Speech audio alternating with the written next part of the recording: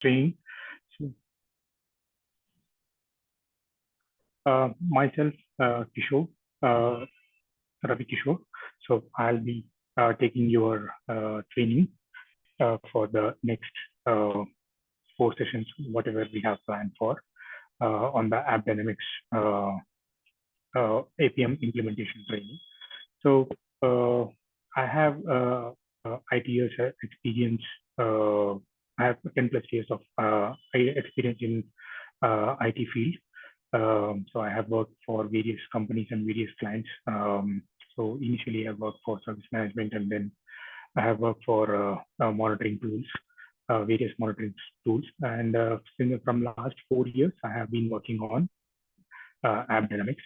So this is my experience with respect to the work profile.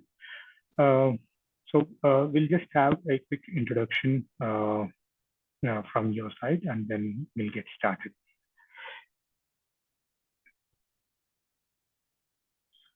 So Deepak, you can go ahead. Yeah, I'm Deepak Kumar. I'm currently working as a Dynatrace consultant. I've completed my engineering in electronics and communication, and 8 months of experience in this APM field. Oh, okay. So your total experience in IT? Total 8 months. Okay, okay, okay. Just in one line, what's your what do you want to take away from this training? So the implementation of AppDynamics and the various Okay. various aspects of AppDynamics compared to Dynatrace. Okay, okay. Okay. Next, Divanshu.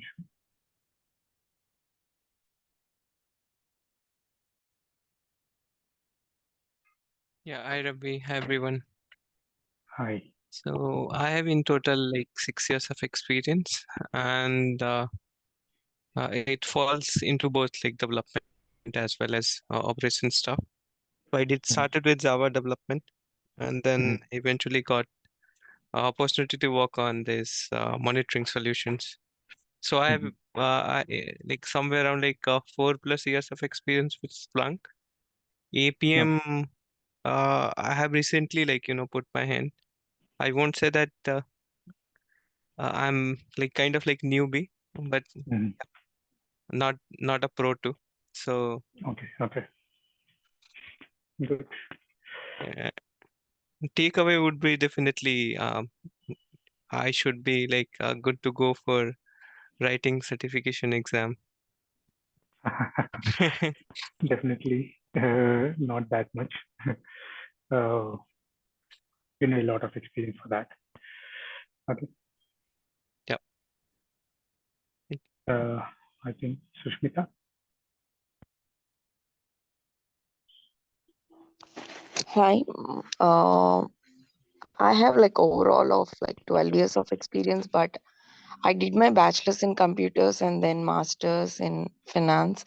So my career till now it's been in finance, and recently since 1 year I have moved to IT because of certain reasons. So now I was working as an monitoring engineer in a federal project in US. So I know the basics I learned during the overall in the job.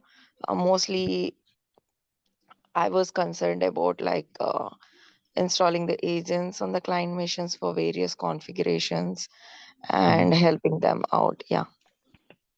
Okay, cool. Ranjit.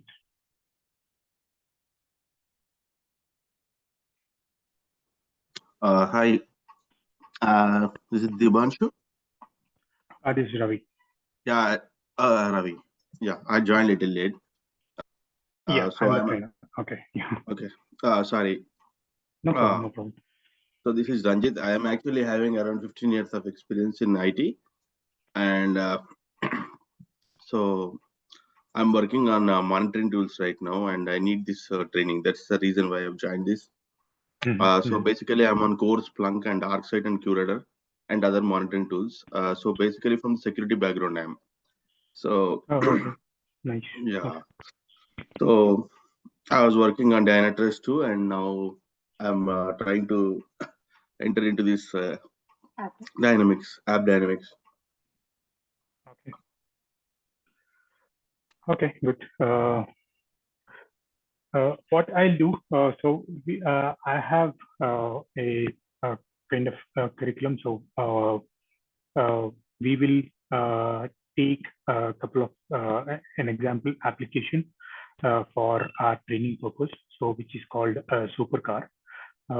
So we will before that, so we will understand how AppDynamics works and what is the architecture of AppDynamics, and then we will deploy this our sample application to see how AppDynamics will work. Will help us to understand the performance of an application and also to get what kind of metrics will come and what are all the different metrics that we'll be getting. So Supercar is a Java-based application. It's hosted on Tomcat. So we will use that application, and then we will instrument the Java application agent on that on this for this application, and we will also see how to instrument machine agents, which will be used to capture the metrics for the OS level metrics. So we will see how to deploy machine agents on Linux and Windows machines as well. And after that, we will see in detail concepts of AppDynamics, what we mean by business transaction, and so we will keep going. Back and forth. So I'll try to take maximum examples from the tool itself. So I'll just go through the slides so that you won't get bored much. So I'll just go into the tool, and whatever the details that are there in the slides, I'll try to explain that in the tool itself directly, so that it will be kind of interactive and interesting for you. So and then we'll come back and just kind of a review, do a review thing in the slide part. So this is how we'll go. And if you guys have any questions, or if I'm going too fast or something, you can just ping me on the chat, or you can stop me on the call as well. So not a problem. And if there are concepts that will be covered in future, so I'll just make a note of your queries, and then I'll answer them in the end. Okay. And I'll be sharing you this PPT as well with you guys later. So I'll start my session now. Okay. Just a second.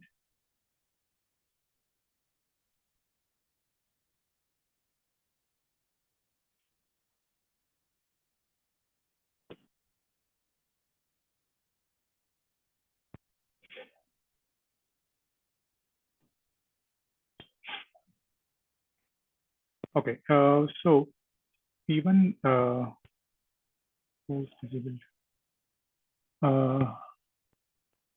I think I need access to share my screen. Okay, just a minute. Yeah.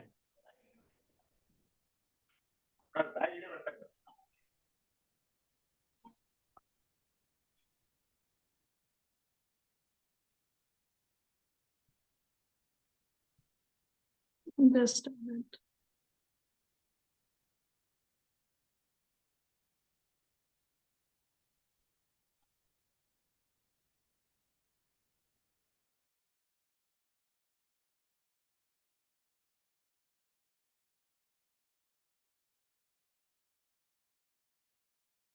Yeah, Ravi, shared, given. Okay. Yeah. Yeah, I have the access now.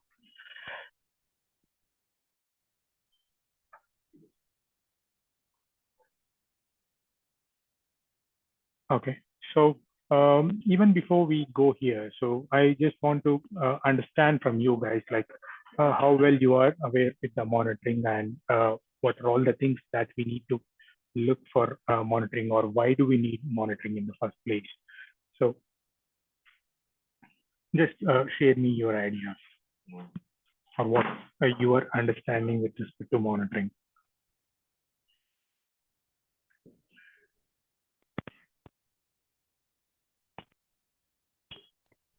Okay. To monitor any application, basically to check whether the server is up and down or any other things happen. So we do get an alerts and we take a necessary action on it. Right. So, okay. So basically, monitoring is what we can say is a process of collection of data and then analyzing it. Okay, and we use it for our purpose, relevant purposes, which is for alerting or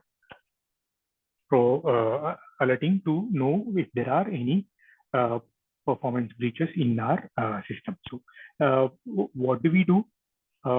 It's a continuous systematic process of collection of data. Okay, so whenever we have some environment, right, so we need to ensure it is working fine. So all our systems are the principal necessity of all our system is kind of business, right? So we need to ensure our business is running fine, and for that we need to ensure our IT infrastructure is running fine, right? So for smooth running of our businesses, we need to ensure our IT systems are supporting that perfectly. So for this, we will need to ensure that our to ensure our systems are working fine. So we are going to set up our monitoring tools, or we are going to use our monitoring tools to continuously collect the data and then analyze them, and then we are going to set up alerting mechanism if there are any breach in the thresholds, or if there are any performance issues. Okay, so this is the kind of basic necessity of monitoring. Now, what are all the kinds of monitoring? So the one thing what you have mentioned, Sushmita, is the reactive monitoring. Okay, and then another one what we have is proactive monitoring. Okay, so to see, so basically reactive monitoring is where we are going to take action once the issue has already occurred. Okay, so for example, if we are monitoring a server availability, and if the server has gone down, then we will get an alert, and then we are going to take action for that particular downtime of the server. So the action might be kind of restarting, restarting the server, or the physical powering on the server. So so like this. And another example might be, we would have set the threshold for our CPU utilization to 90%. So if there is a spike in the utilization of the CPU, and then we will see, and then we'll go ahead and add few more CPUs, so that the processor, the server will not go down completely, or we will go ahead and bring down the processors which are kind of consuming more CPUs, like that, right? So this is called reactive monitoring. That means once the issue occurs, and then you are going to get alerted, and then you are going to take relevant action for that. Okay, and then we have another set of monitoring called proactive monitoring. So proactive monitoring is where you are going to stop the issue even before it occurs. Okay, or you will try to avoid that. Okay, how this happens is you are kind of setting up the alert. You are going to see the dashboards, or you are going to see different kinds of data which will tell you that you are going to kind of get some problem might occur. Say, for example, case of your a Java application which is running, you will know that thread count, the number of threads which are consumed by the application or which are running in the application. If it goes beyond a certain number, the performance will degrade, right? So what you will do, you will, even before deploying the application into your production, you would have known what would be that number, right? So you are going to monitor for that particular number of thread count. And then if that particular event happens, say for example, some 1,000 is the thread count where your application performance degradation will start. Okay, so you are going to set up an alert when it goes beyond 1,000, or even as a proactive setup, you can set it up around 900 itself. Okay, so once it goes beyond 900, right, you will kind of take a preventative action, okay, to ensure your application performance is not being degraded. Okay, so this is where the another kind of monitoring will come in, which is called as kind of reactive monitoring. Okay. So you mean like taking the action steps from the lower environments and making sure it doesn't repeat in the prod? No, not exactly. You can do that as well. I mean, in case if you are kind of testing it out with a new configuration or something.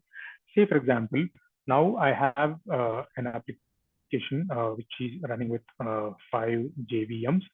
Okay.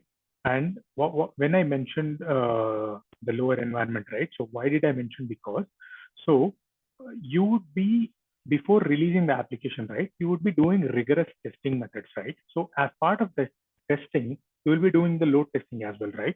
So as part of the testing, you will know at a certain point of time, your application will not be able to handle that particular load. So instead of the thread count, if I take, for example, 100 users, okay, your 5 JVM application can handle 100 users at a point of time. Say, for example, in 1 minute or in in a 5-minute stretch. Okay. Now, if it goes beyond 100 users, or to be particular, if I take 100 calls, okay. So if it goes beyond 100 calls, the performance will start degrading when I mean, you will come to know this even during your testing phase itself. I mean, you will not be able to know everything in the testing phase, but I just took an example of, you come to know about this figure in your testing phase, even before deploying the application into your production environment. So you will use this particular number as a threshold. Okay. So if it goes beyond 100 calls, the application will still work fine. Okay. However, it might have some slowness, or if some 5 or some 10 users are using it, one user might face some session timeout issue, or some payload paging issue, or something like that, right? So these things you would have observed in your previous lower environment testing stages. So if you record these things in your testing, and then if you are going to set up the alerting in your production system, then that will kind of help you to avoid the issue. So for example, if the load is kind of picking up, okay, it goes to your threshold 100 calls, and then it might go beyond 100 calls. I mean, there might be a busy season like Christmas or New Year shopping or something like that, right? So if it is going beyond that, and then the load is not going to come down, so at that point of time, you are going to take action of adding additional resources to your environment, so that you are not hampering the performance of the application, or you are going to kill certain processes which are going to consume more requirements, like that.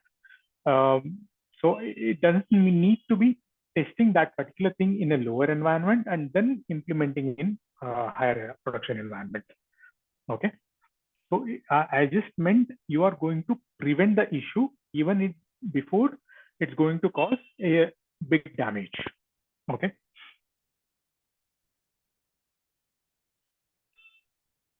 So in case of AppDynamics, it will help you to achieve both kind of monitoring, reactive and also proactive.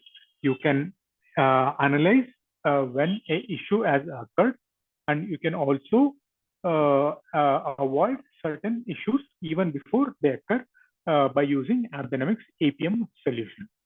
Okay. Now, next thing is we have different kind of monitoring tools, right? So we have tools for infrastructure monitoring.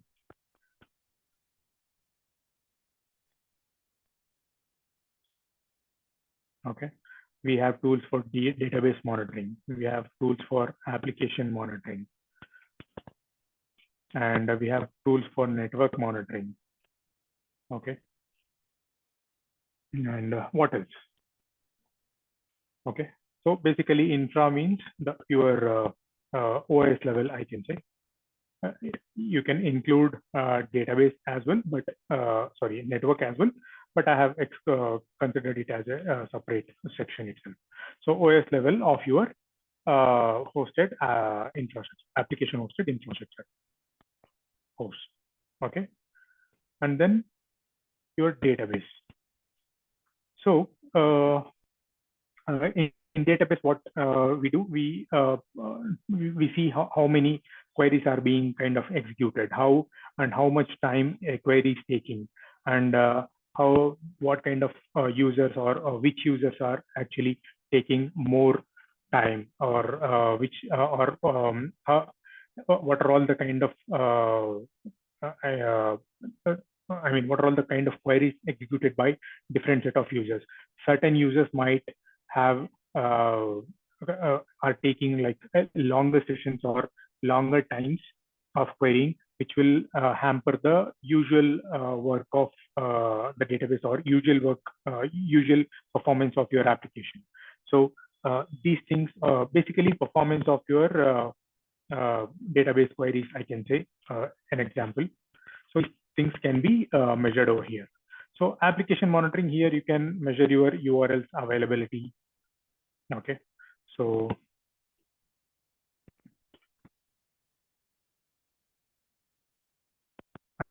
and you can measure how you, the service available, I mean the status of your services or processes. Okay.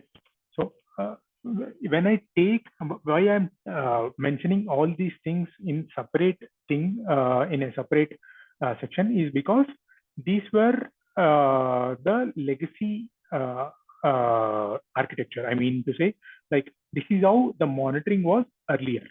We had different tools or different set of scripts or something to achieve different set of monitoring. Okay. So if you, I think a couple of you are already from monitoring background. If you know, so infrastructure used to be kind of monitored by different kind of tools like Sitescope, Microsoft SCOM, SolarWinds. So these are all the tools that will help you to monitor your infrastructure at your OS level. That means whether your server availability is up, or how your server availability is, your server is up and running or not, and how your servers, different metrics like CPU, disk, and memory, how they are doing, whether their consumption is up to the mark or not. Okay. And then you have database monitoring. So for database, you will have I have majorly worked on the Micro Focus tool and SolarWinds. So these tools will give you how I mean, they will also, even database teams will also have their own kind of tools to measure how their databases are performing.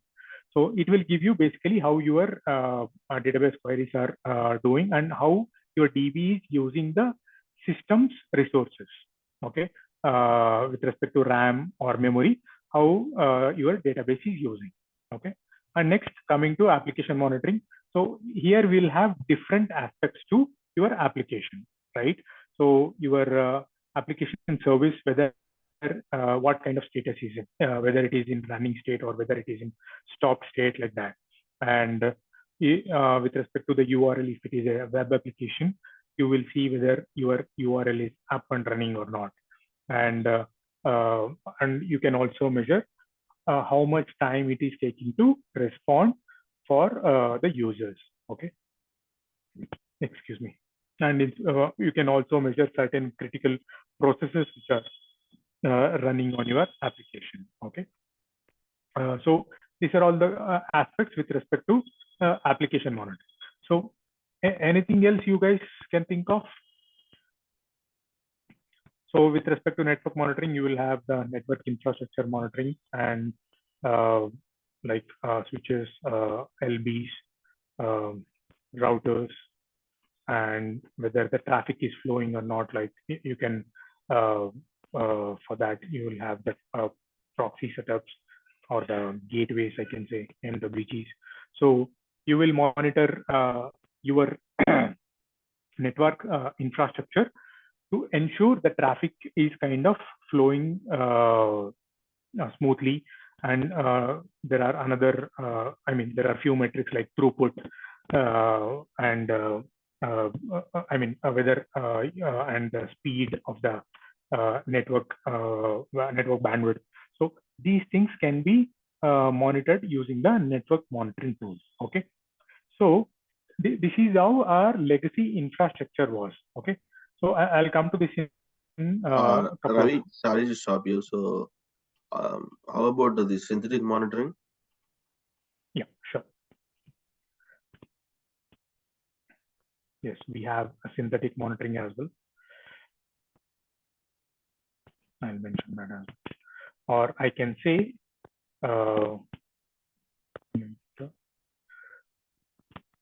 sorry. Okay, I can say end user monitoring. Okay, here we can have real user also will come, right? So this is what you wanted to include, right, Rajit? Okay. Yeah. So for this also, we have many other tools, like even Dynatrace also supports, which is an APM tool. And I have worked on like HP diagnostics, so not diagnostics, Micro Focus tool. There is one tool which I worked on for synthetic monitoring.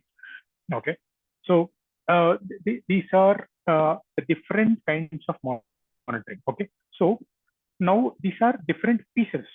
Okay, these all, if you are going to put together, your application environment will be set up, right? So let me start a kind of whiteboard or a paint so that you will understand it.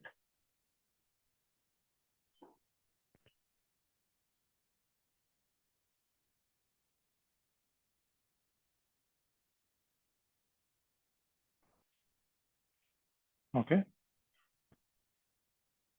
so your application, it will be hosted on your server, right?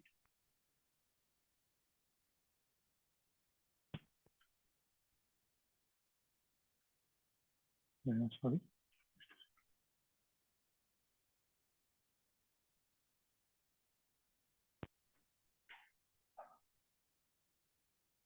Just a second.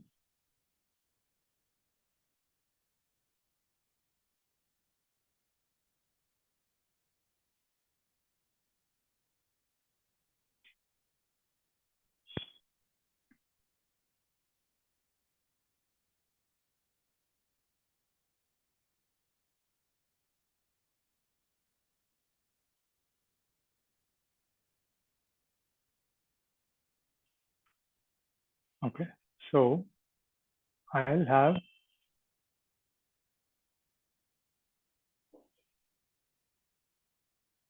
I'm sharing it. Okay, your noise are not seen. Are you guys able to see my screen?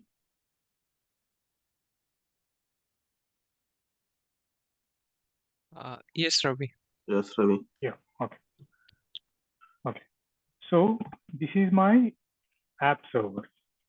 Okay, where my say I'll take in case of my example, it is hosting a Java app.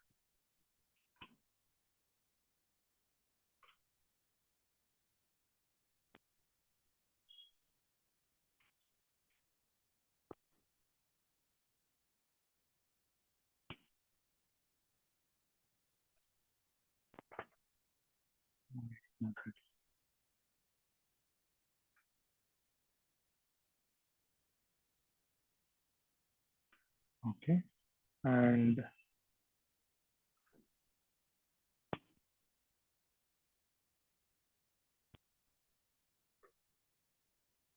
so this is my DB.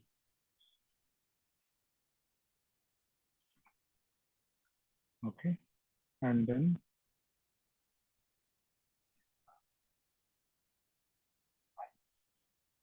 here is my web. Okay, so these will be interacting with this. This will be also be interacting with this. Okay, and then we'll have users who will be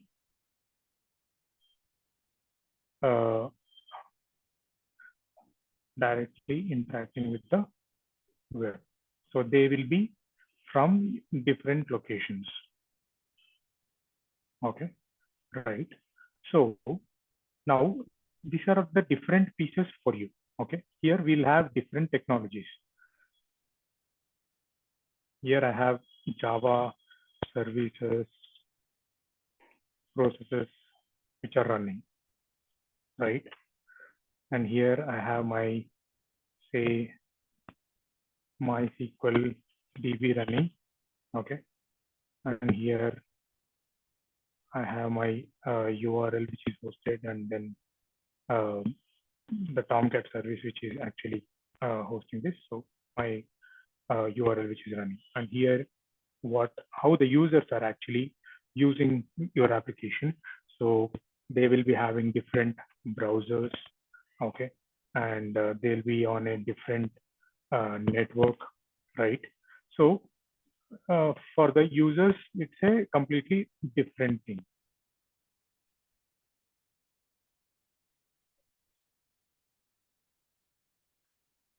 Okay,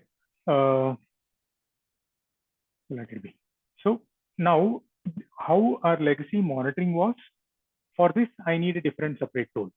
Say, for this, I need to monitor my only the infrastructure. If it is a Windows server, I need SCOM. Okay. So now for database, I would need a DB tool like, say, for example, SolarWinds. Okay. And for my web, say I'm using my Sitescope to monitor the URL and the kind of services which are running. And for browser or the synthetic monitoring, say some Micro Focus tool, which we use to monitor the, or I can say Dynatrace itself or APM itself. Okay, so we need another tool. Let's say Micro Focus tool. Okay, so this is so to achieve one set of your web application. So sorry, to monitor, to have a full complete monitoring of your one web application, which is Supercar, you would need at least 3 to 4 different set of tools, okay, to ensure your application is working fine. So, which is kind of a very vast task. I mean, it's a very tedious task, right? So, for this, the challenges are many. The very first thing, you need a lot of infrastructure to host all these tools, okay, because all these tools will run in separate environments, and not in like today we have a cloud or a SaaS world where everything is hosted in SaaS, and you in the click of a button, or if you just click the URL, you will be able to use those tools. But however, earlier you had to host those tools in your environment itself, in your locally or on-prem. So for that, you have to spend some infrastructure. So that was the first problem. Okay, hosting the tools. Okay, next would be skill set. Okay, you need to have different people, okay, to maintain different tools. Okay, you need to have a SCOM admin, you need to have a SolarWinds admin, you need to have the person who can handle Sitescope as well. Okay, so you need different skilled people in one monitoring team, which is again a problem, because I mean, a single person will not be able to. I mean, it will be difficult. There are people. Okay, it will be difficult to have a skilled resource who will be able to maintain all these tools. I mean, it is also time consuming, right? So a single person will not be able to do all of them at a time. So for that, you need different skill resources, okay, or resources, I can say. And then obviously cost. Okay, so it will increase the cost of running your business. Okay, so if you have to run your business smoothly, that means you will have to monitor them, and then that will add the cost obviously to your client itself. Okay, so the cost of running your business will increase, and then this will either reduce your margins, or it will increase the service cost, or it will increase your product cost. Okay, so these were the kind of drawbacks of using using the legacy monitoring solutions, where we had to use multiple tools for ensuring your application is working fine or working smoothly. Okay, any questions or any queries till now?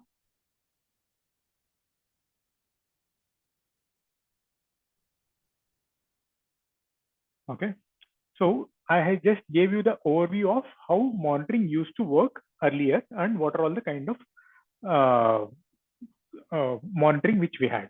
And there are couple more things as well, like, okay, so we will come to that aspect as well. I'll explain you like what are all the kind of metrics that we need to capture, or what are the general metrics that we'll be capturing in the monitoring environment. Okay, now, okay, let's come to AppDynamics, and we'll see what it is, and then we will understand how AppDynamics will solve all these kind of issues, okay, and ensure our application as a whole, okay, we saw this, right, as a whole will be completely monitored using just one tool. Okay, so if you guys are kind of if you get little mastery in AppDynamics, right, then you will be able to understand how all these tools work. Okay, so uh, uh, this is kind of an understanding of the database perspective as well, the server perspective as well, and how the end users has to interact. So you will be kind of having complete understanding on how different monitoring tools used to work earlier, and how AppDynamics has kind of correlated them into one piece. Maybe the one benefit which we can see in with respect to having separate tools is they are all silos. They are all in silos. I mean, one application tool will not affect, sorry, one monitoring tool will not affect the other one. Say if the site scope fails to monitor the web, you will still have other parts being monitored, right? However, if you have one single tool, then the failure of the single tool will will destroy the complete monitoring setup of your complete application itself. Okay, so that's just kind of one drawback that can be mitigated by having high availability environment, or you can have you have the SaaS environment where even there the high availability will be ensured by the cloud infrastructure. Okay. Sorry to interrupt you, Ravi, once again. So Yeah, are you going to explain about the models as well? Like the licensing models and these things? Licensing model with respect to on-prem. Okay, so we will just see what are all the different kinds of model in on-prem are available. Okay, and then with respect to SaaS, we will see how the licensing works. Okay, so that you will have an understanding on if you want to purchase a license, how do you do it? Okay. Okay. So how the license is being consumed by the so it's basically with respect to cost, where the SaaS will not be able to identify the cost directly based on the number. Okay, say for example, if I want to monitor 100 systems, so based on kind of what I have heard, or as per my experience, I'm telling. So the same 100 nodes, if I want to monitor, and you also have the same requirement, AppDynamics might offer the same requirement to different cost for you and for me. It completely depends on kind of negotiation and etc. However, we will have an understanding on how many licenses we need, how the licenses will be consumed. So that understanding we will get it as part of this. Okay. Okay.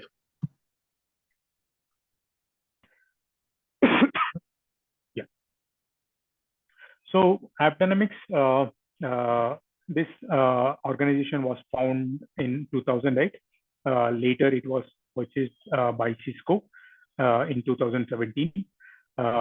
It was named a Gartner Magic Quadrant leader for APM suites for 9 straight years. Okay, so Gartner is a marketing survey organization, I can say, or a survey organization which will conduct different kinds of surveys to understand what are all the leading products which are available in the market with respect to So AppD, any features. is it standing on the first place in this Magic Quadrant? It was currently I'm not sure. I think, but I think Dynatrace is the one, right? That's what that's using I'm the saying AI. it was. It was. Okay. Earlier, it was for 9 straight years. Okay. Later, multiple tools came up, right? Dynatrace, Datadog. Okay. New Relic. New Relic. Yeah. So the market share is kind of reduced. Okay. So now we will understand what is APM. Okay. So APM means application performance management. Okay. You can also call application performance monitoring. Okay. Both are different. I'll explain you on that. So application performance management, saying it's a suite of all the complete applications. So we discussed, right? So this particular, sorry.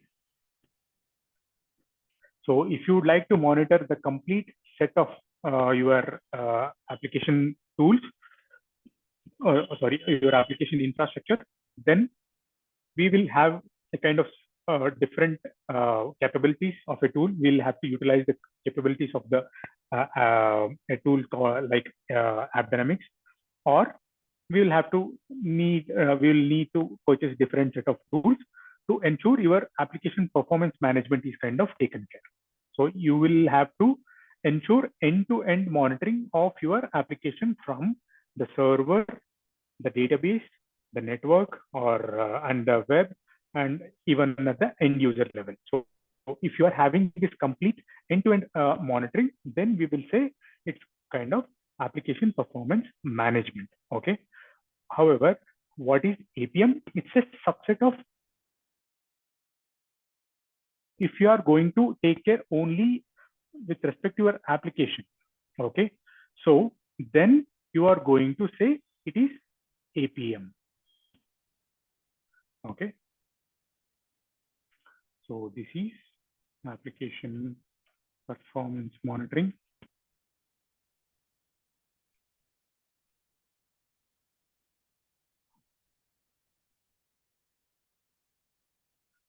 If you are using this is application performance management, this complete set. Okay. If you are only taking care of your application, then it is application performance monitoring. So the main feature of our AppDynamics is basically application performance monitoring. Okay. APM. So that is where it used to kind of distinguish with other tools, and it used to kind of stand out as a top leader in the Gartner's Magic Quadrant for some time. Okay. So when an application experiences a performance issue, common questions will arise. Why is it slow? How long has it been slow? And what is causing the slowness, right? So AppDynamics will help us to answer all these questions, and it provides the capabilities to troubleshoot problems such as slow response time and application errors. Okay. Automatically discover application topology. So here we kind of drew a diagram, right? So of what are all the components involved in your application. So similarly, once you are going to configure your application with the APM solution or the AppDynamics solution, right? So you will be seeing a live transaction flow map. Okay, we will call it as a transaction flow map, which will give you a topological idea of how your application is working. Okay, you will see what are all the different kinds of components which are available or which are working in your application. Okay, so that will be also provided. I mean, that will also be kind of seen once you configure your application with AppDynamics. Measure end-to-end business transaction performance along with health of individual application and infrastructure nodes. Okay, so we will be able to manage business end-to-end business transaction performance. So a business transaction is usually called a business functionality of your application. So we will see in detail in future. Okay, in the future slides. So we will be seeing end-to-end monitoring of that particular functionality of your application, and also the health of individual application and infrastructure nodes. So if you have a suite of applications or an application which will be having a different services or micro services, I can say, so you can monitor those things as well, and also your nodes. Okay, nodes in the sense your infrastructure nodes at the OS level, which I mentioned earlier, like the CPU availability, memory. Those metrics will be can be monitored. Receive alerts based on custom or built-in health rules. Include rules against dynamic performance baselines that alert you to issue in the context of business transactions.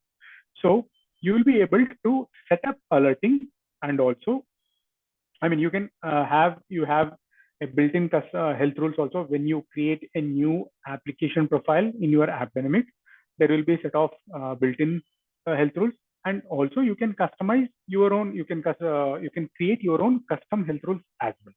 Okay. Analyze your application at the code execution level using snapshots. Okay, this is one of the main features. Okay, so once you configure your AppDynamics agent at the application level, right, the agent will be able to read your code up to the method level. Okay, so it will read the complete code trace, and it will provide you a snapshot of that particular code for your future troubleshooting purpose. Okay, so this is one of the main features of the APM tools. Okay. So we discussed, right? So these are all the different suites of application performance management. So the very first one is application performance monitoring. So make sure your application performance meets employee and customer needs. So this will be ensured by this. Okay. And then end user monitoring. Let me go to the slide mode.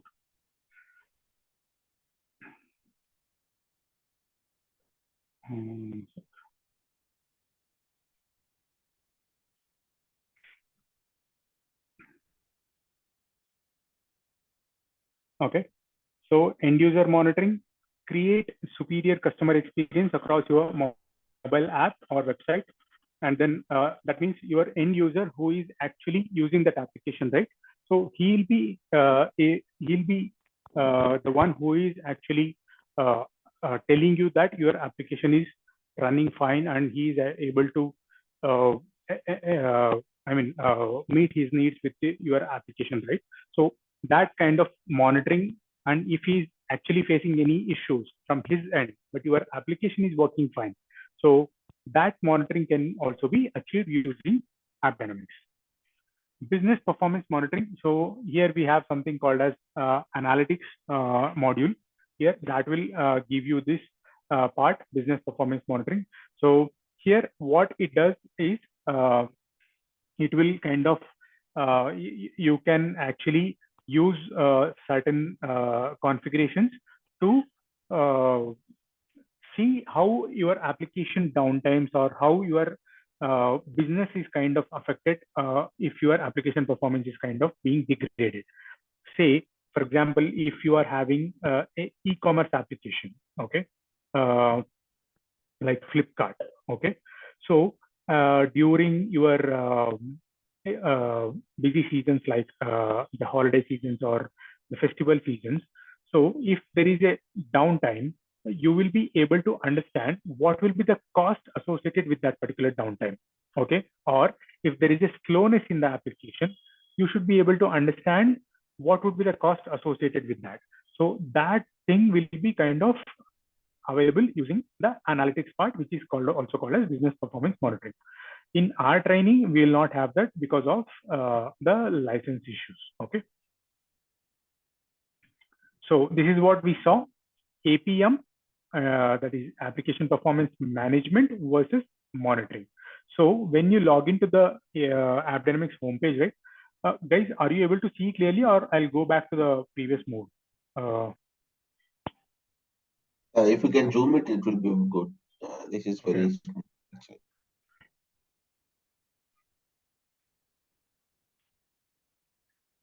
So is this fine? Looks like, So, yeah, I mean, you don't have to worry on the text part. So you just need to see this one. We will anyway go into our controller and we will see all of these things. Okay. Yeah. So we'll have different modules in our application, right? So AppDynamics. So we have application monitoring, we have user experience monitoring, database monitoring, server monitoring. So all these complete set of things will be called as application performance management. Okay. However, only your application monitoring is called as application performance monitoring. So this is the difference which we already kind of discussed in our example diagram. Okay.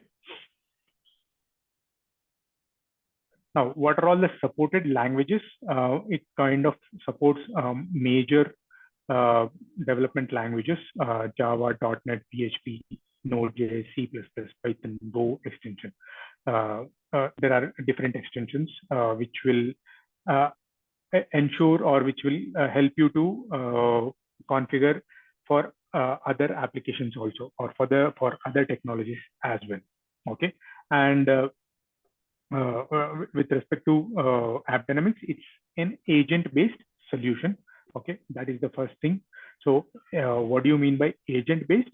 So you are going to deploy the agent into your infrastructure to monitor your infrastructure. Okay, whether it can be your OS, or whether it can be your application, or whether it can be your web infrastructure. Okay, so if I come to, we discussed about proactive and reactive, right?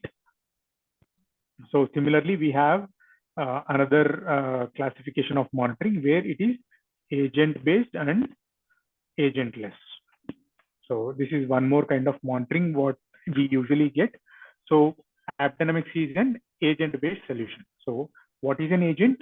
It's actually a simple piece of software, okay, which is provided by your vendor like AppDynamics, and then you are going to install that particular software in your monitoring host.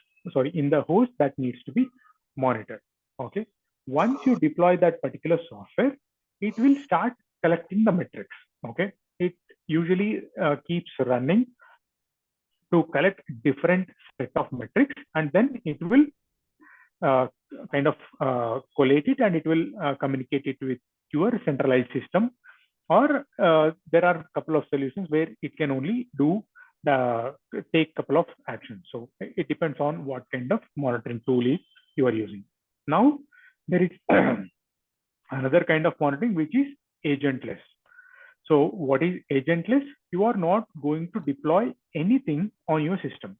Okay. Say if I want to monitor this my Windows laptop. Okay. Another way of using, if I use agent based.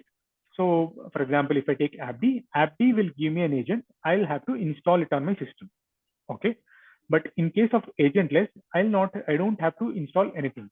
I'll have to give relevant permissions to the software to ensure it connects to my system. It takes or it reads the status of my system, and it goes back with the data. Okay. So that is all which will be done. So if I write down, if I deploy, if I write down here, so if it is an agent based, right? So I'll have different set of agents over here. Here I'll have Java APM agent, and here I'll have DB agent. Okay. Here I'll have Apache agent, I can say, though we are not using this for now. And here I'll have end user, either will have synthetic agent or the RUM agent, real user agent. So based on what kind of monitoring we need.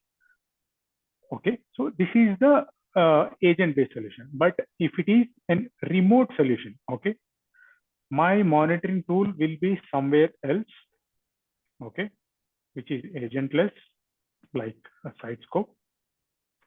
Okay, what it will do, it will connect to your system remotely, okay, and then it will monitor.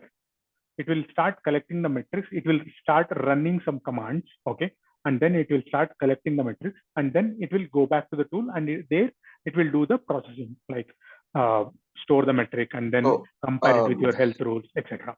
Okay. So Ravi, is it like something like technology add-on or something like that? No, this is not for related to AppDynamics at all. So this is an different kind of monitoring that we have in our in market. Okay, so two types of monitoring. So agent based is something where, see, I'll tell you the difference why I'm telling you this now. The reason being, certain infrastructure or certain teams will not usually prefer to install additional software for monitoring. Okay, say for example, you are from security background, right? That was Ranjit, I hope. Yeah.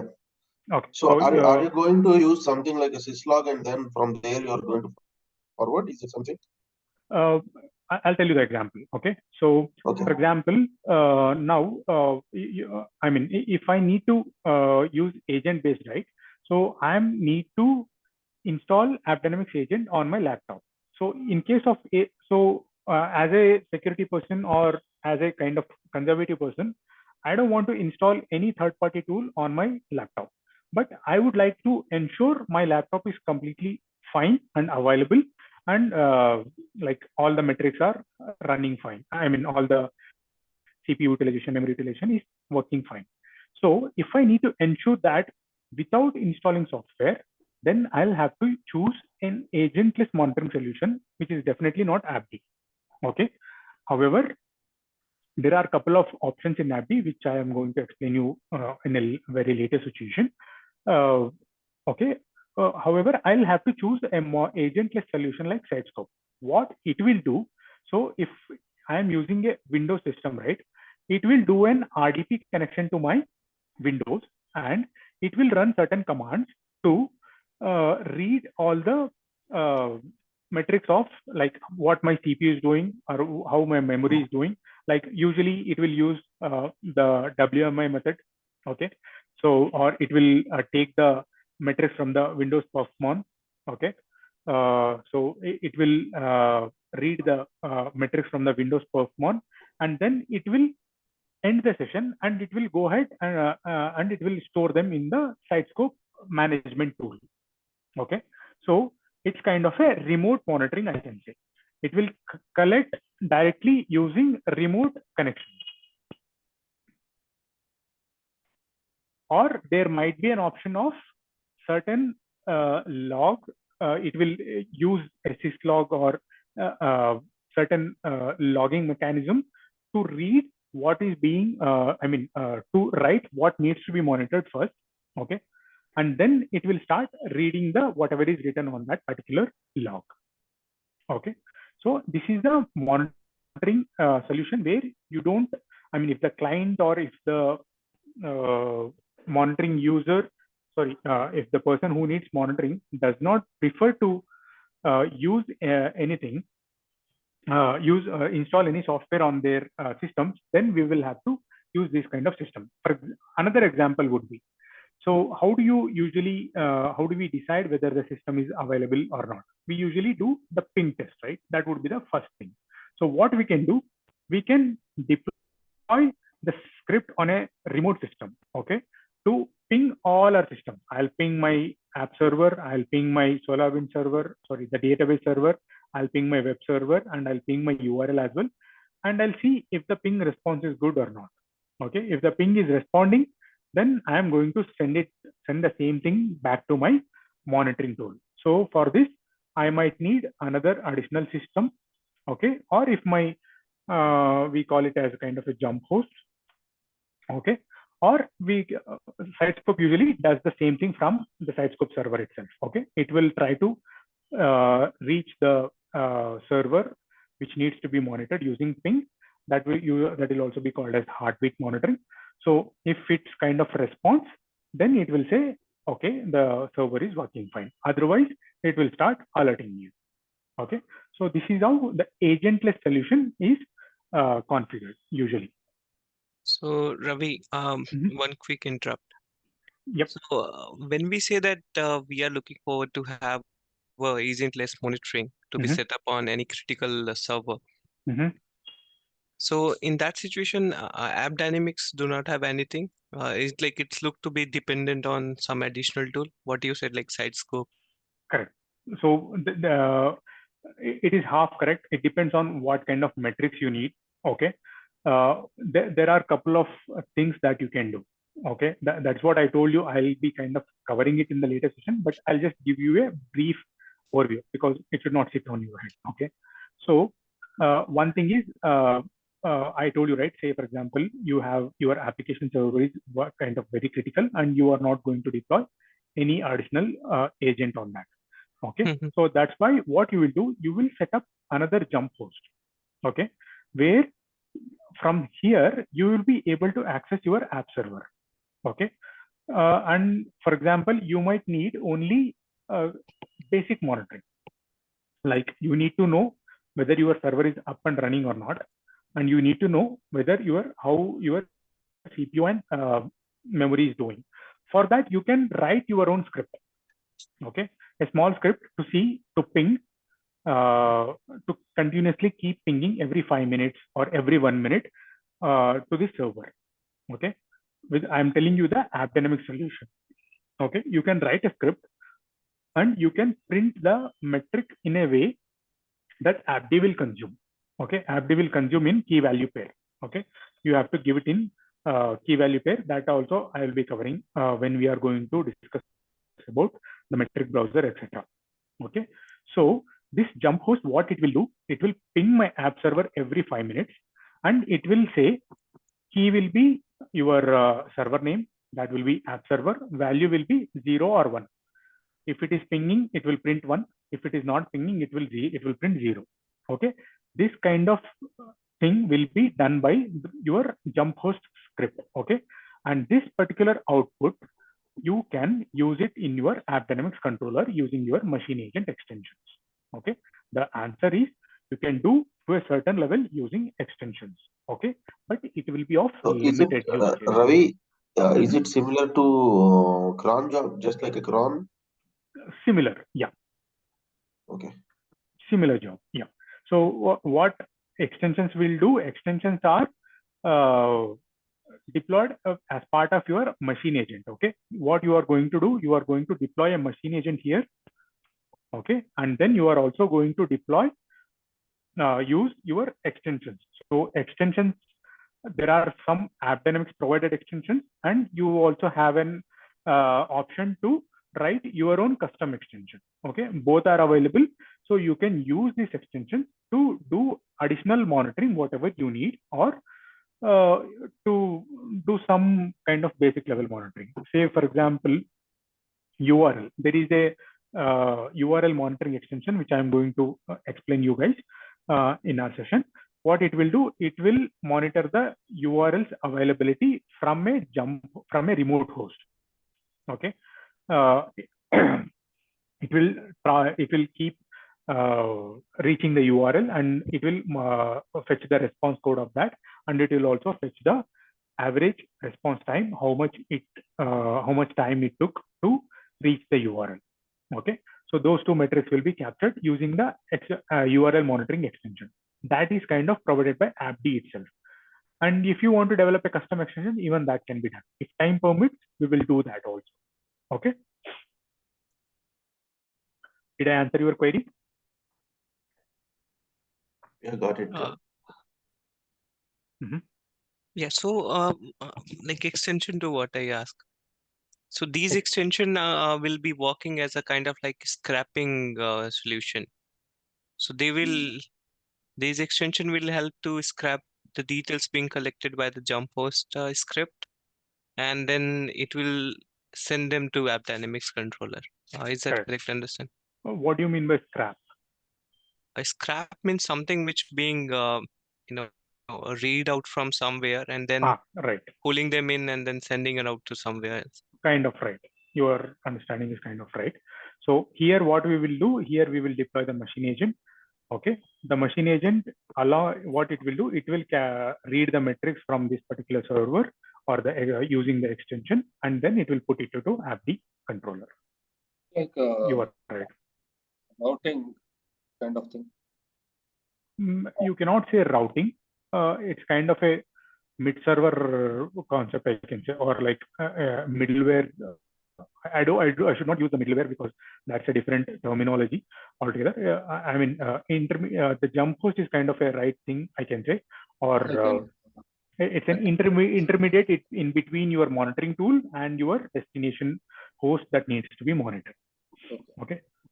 We will see that in the architecture also. I'll show that in the architecture, or in our example itself, we will see like the URL monitoring I told you, right? So there we will see. This is what the another use case or benefit of agent-based and agentless solution. So agent-based is a piece of software. Here agentless, we are using remote, right? The benefit and pros and cons, I can say, agent-based, it will collect as much data as possible. Okay, so and collect more data, I can say, more number of metrics, and you will be and it's kind of more reliable. Okay, so since it is running on the host itself, it is more reliable. However, agentless, you will be restricted to collect only very specific amount of data. So since you are connecting remotely and you are going to transfer the data in the remote connection itself, the reliability will also go down. Okay, and another thing is there is no overhead. There is not much of overhead. I won't say no overhead, very less overhead. This is a benefit of agentless on your host. However, there will be some overhead on your host if you deploy additional software. So in case of AppDynamics, they say you a maximum of 2% of your resources will be consumed if you are going to deploy any agent on your infrastructure, okay, or on your host. If it is going beyond that, then you will have to troubleshoot your agent, how it is working, why it is taking more time, or sorry, more resources, or you can have also anyway contact the support, AppDynamics support. Okay, so these are all the different things. So this is also another reason why usually people reject to deploy additional software on their systems. Not only the security reason, because it will create additional overhead on the system. That might also result in degradation. Ravi, so I have a question here. So, so you're saying the agentless is available, right? So when agentless comes into the picture, is it secure? Like what I mean to say is like, does the data go over the SSL or? Yeah. So you have configurations for that. So I am telling you about other tools, right? So you can deploy without SSL also. You can configure SSL as well. So that is available. That is kind of being taken care of. But when you come, I don't know whether the different tool sets, but again, if you take the WMI, when you try to send the data, it doesn't go over the SSL, right? It does not pull the data via SSL. No, that's within your environment. Okay, so Okay. there are many kinds of protocols which are available. Okay, so if it is in your within your environment, you can use your WMI, or there is another protocol as well for Windows one, which we used to. I think what was that? I'm sorry. Even that was used. Or what it will do, it will connect your system and it will run a couple of scripts, as I told you. So the scripts will be kind of usually it won't be hosted on your system, but I can say a small set of commands which will fetch the data from your perf one. Okay, and then the data will be transported in the secure layer itself. Okay, Okay. got it. Okay. Oh, okay. Good. I'm getting questions, so you guys are listening. Okay, so I already explained you the extensions. Okay, so extensions, they will actually add you additional benefit or additional, they will give you additional capability of whatever is already available using AppDynamics agent. They will give you the additional capabilities to monitor. So if you have something which is kind of not obtained from the AppDynamics agents, which are already available, then you can kind of do these customizations using extensions. Okay. Again, this also is kind of limited. You should not think like, oh, extensions will solve my problems. No, there are drawbacks for that as well. Okay, now who uses AppDynamics? Everyone needs AppDynamics. So this is what another thing that will kind of differentiate the tool set of, the legacy monitoring infrastructure and the present AppDynamics kind of APM kind of architectural tool set. Okay, why? Because so developers and operations team usually earlier what used to happen, developers they do not have any visibility towards the monitoring solutions that were there, or how they used to work and what kind of data is being presented by the monitoring solution. Okay, and operations team, what used to happen to them, whatever the developed solutions were there, if they are kind of doing some testing, or if they are kind of doing doing it in lower environment, or whatever the changes that used to happen on the development side, say on the code level changes. So those changes that were not visible for the operations guys. Okay, so there was a gap between the teams who used to see the monitoring tool. Okay, and the different kind of data, or the same data might be interpreted differently. So these things were there. However, in case of AppDynamics, you have single source of truth. Okay, so usually we provide access will be provided for everyone, operations team, developers, everyone can have the access, and they'll be able to see a single source of truth. Okay, so that will kind of bridge the gap between operations and developers and even the business person. Okay, so even the business people will have a dashboard to see how your application is kind of being performing. Okay, so in continuation with that, everyone needs AppDynamics. Okay, developers will need, the testing people will need, even the operations will need, the help desk will need, and the business owner will need. So what are all the different use cases? Okay, customer experience is responsibility of everyone in the organization. Using AppDynamics, everyone from help desk to the C-level executives will need. Okay, QA and testing can perform load performance tests on sandbox or pre-production environments. Okay, now you have an option, okay, to see how your application, I told you, right, in the initial use case, you would know how your application is performing in your testing phases, right? Because you will be usually rigorously testing the application even before you are releasing it to production, right? So in the same case, you can use AppDynamics also as a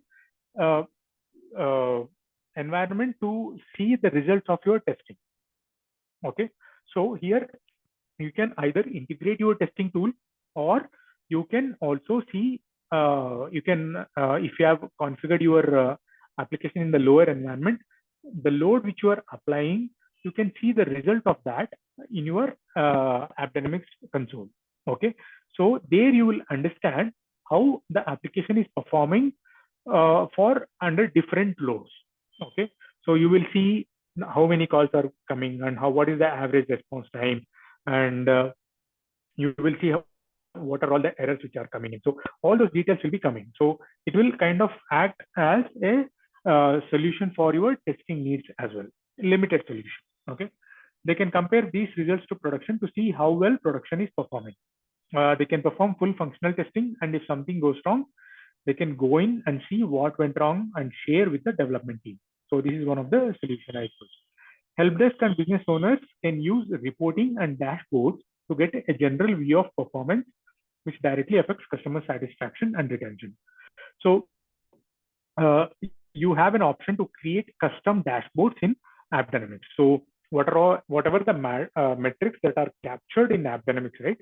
So that can be configured into a dashboard, which can be used either at the executive level or even at the lower help desk teams to see how your application is performing. Say, in case of support people, if the number of calls is kind of going high, they kind of can expect an increase in the number of calls to them, or if the number of errors is going high, they kind of get they can expect increase in the number of calls coming to them, right?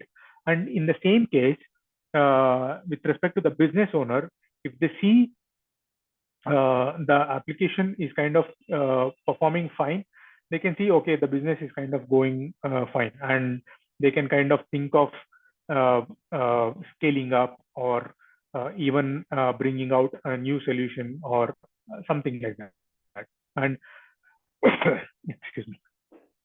So basically, we use dashboards to see to help out different set of people, like the business owners or even the help desk people.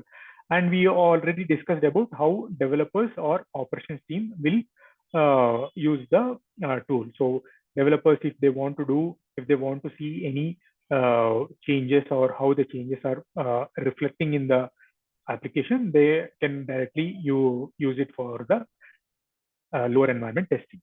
Okay. Okay, this is what the current state of affairs is like. So right now it's kind of a very complicated architecture or complicated systems which we have, where operations is kind of operations teams will be will be given multiple tool sets and to handle multiple things, right? So that's where AppDynamics will come into picture and reduce the complexity and increase the efficiency. Okay, so in the current situations where we have too many kinds of servers, too many kinds of databases, and multiple mobile users, and then you have in mobile users itself, you have various kind of operating systems, and then you have web users. Again, they have various types of browsers, operating systems which are running. So, and then again, you have different geographical location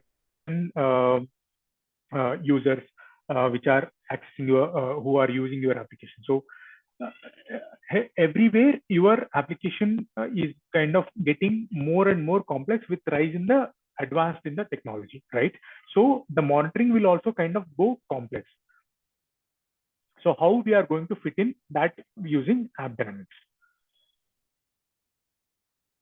So that is what is being explained here. So if you have too many kinds of servers and too many kinds of databases and technologies, that will be kind of expensive to run. So I told you, right? With this, you will have multiple tool sets: SCOM, SolarWind, SiteScope, and for synthetic monitoring, another tool. So you will have different kinds of tool sets, and you will need different kind of people, and it will become more expensive, and it will be kind of an headache as well to maintain everything. So you'll have again different kind of licensing requirements, etc. So even if you want to scale up, right? So you will have to think of your monitoring solution also. Like if you have to scale up, then you will have to scale up the licensing part for all your monitoring, different kind of monitoring tools.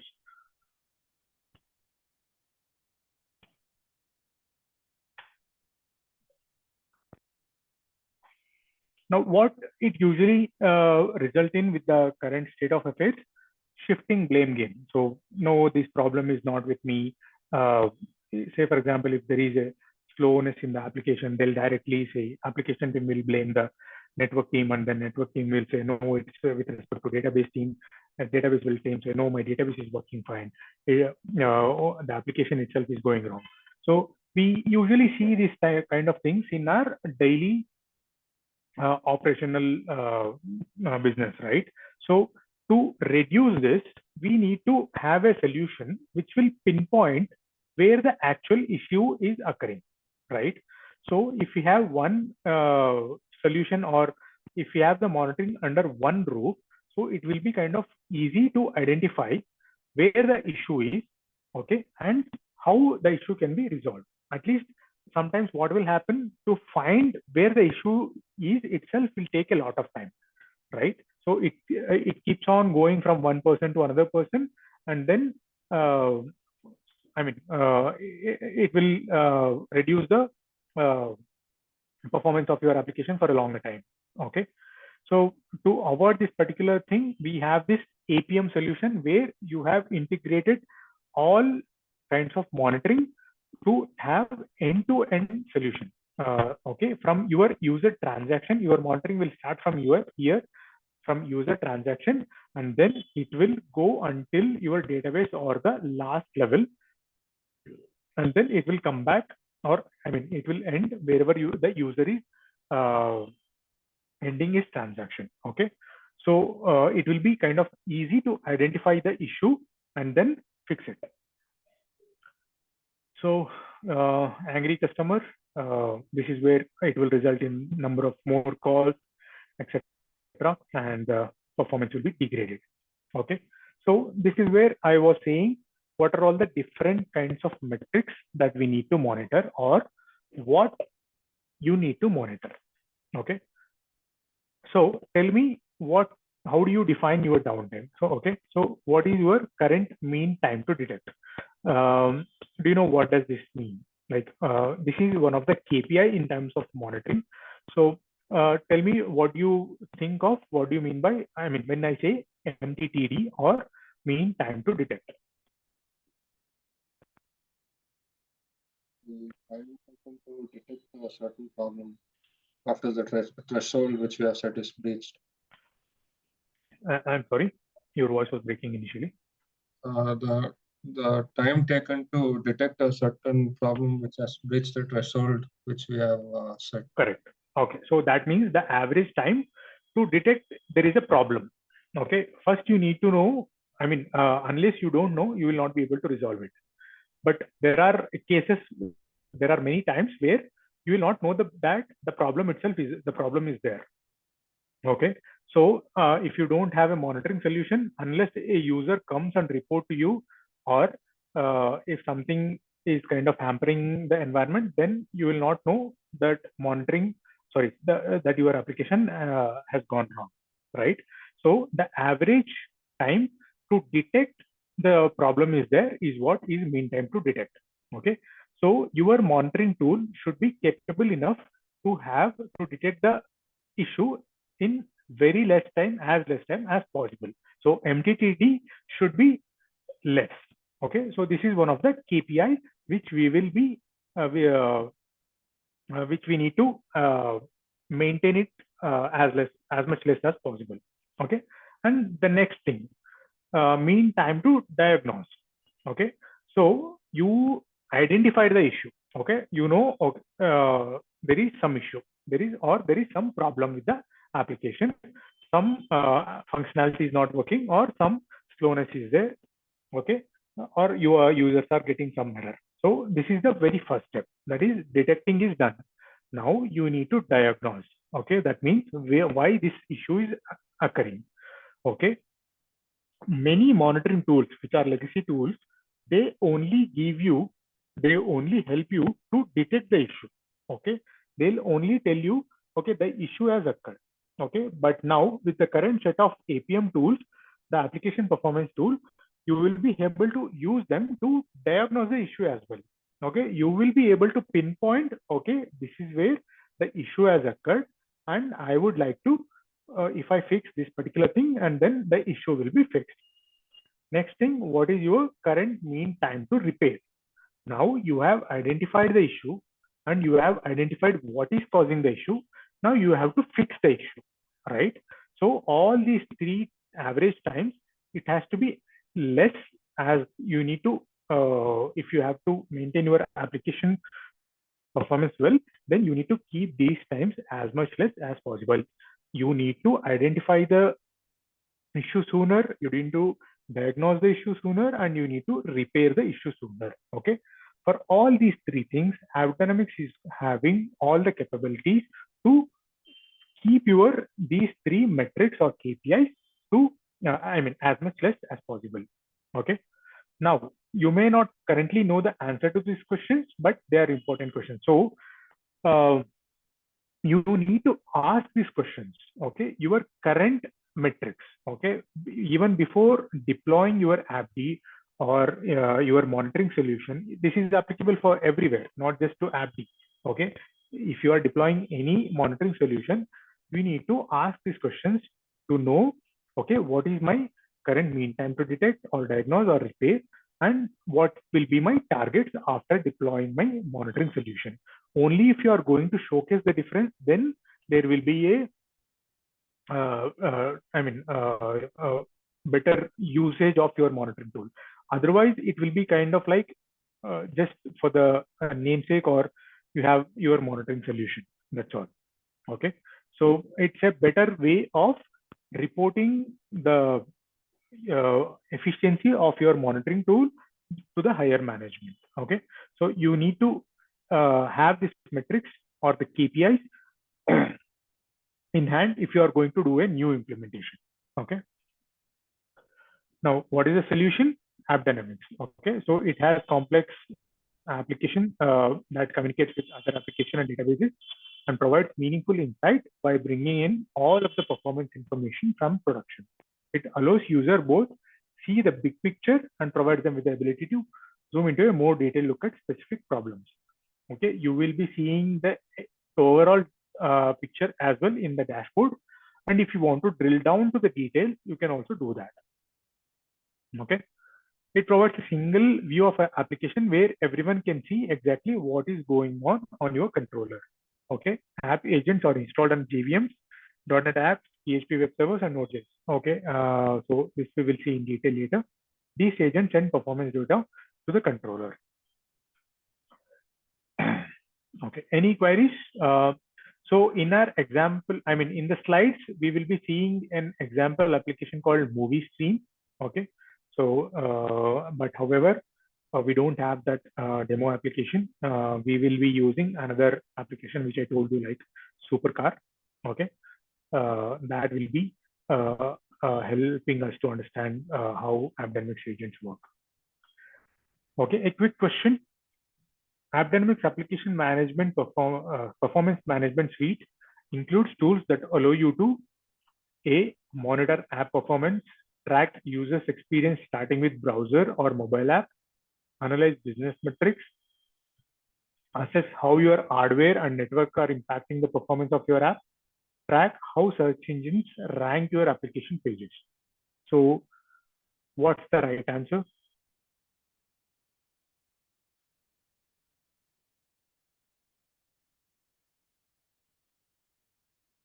You can either ping or you can shout out in the call.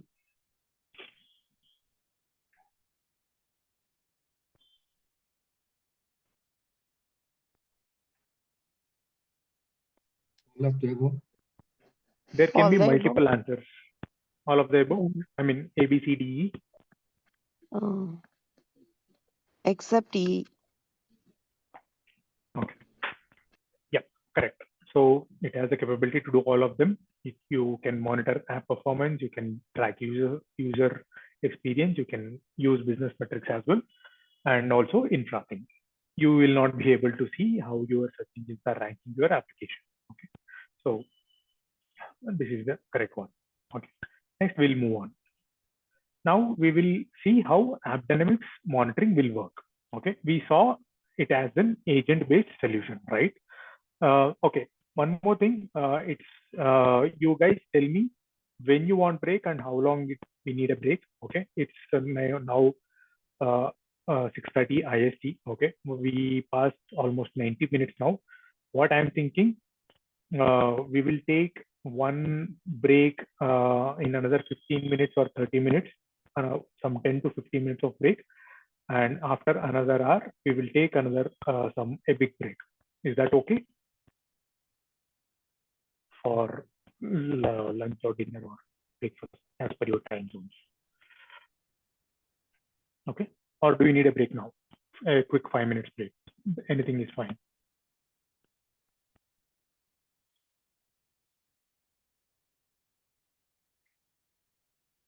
If you guys Yeah, are silent, I'll. We can take a 5 minutes break and we will come back again. Okay, cool. Now it is 8:32. We'll come back in. Sorry, 18:32. We'll come back in 5 minutes. 37. Okay. Yeah. Let me know when you need a break. Okay. I'll keep going. Okay. Okay, guys. I'll just put on mute and I'll come back.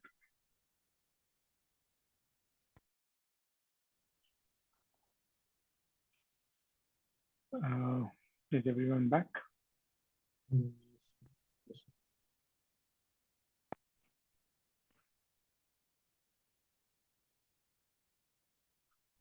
Please just say yes or something. Or Deepak. Okay, Divanshu has raised his hand. Ranjit and Sushmita, you can raise your hand or you can put a message.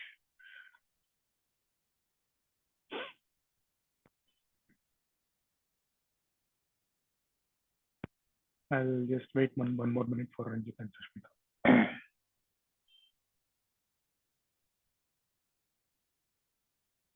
I think 5 minutes is too small break. We'll make it 10 minutes tomorrow or next time.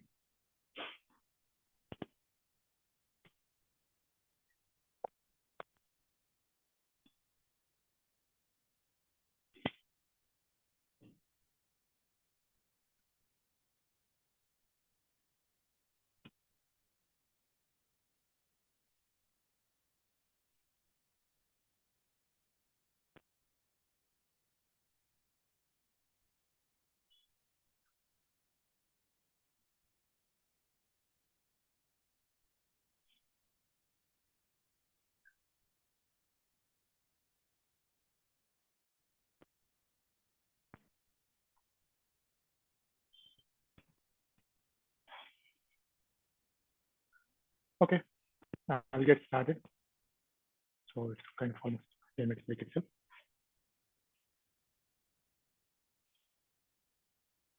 I hope Sushmita and Ranjit are, Ranjit are back.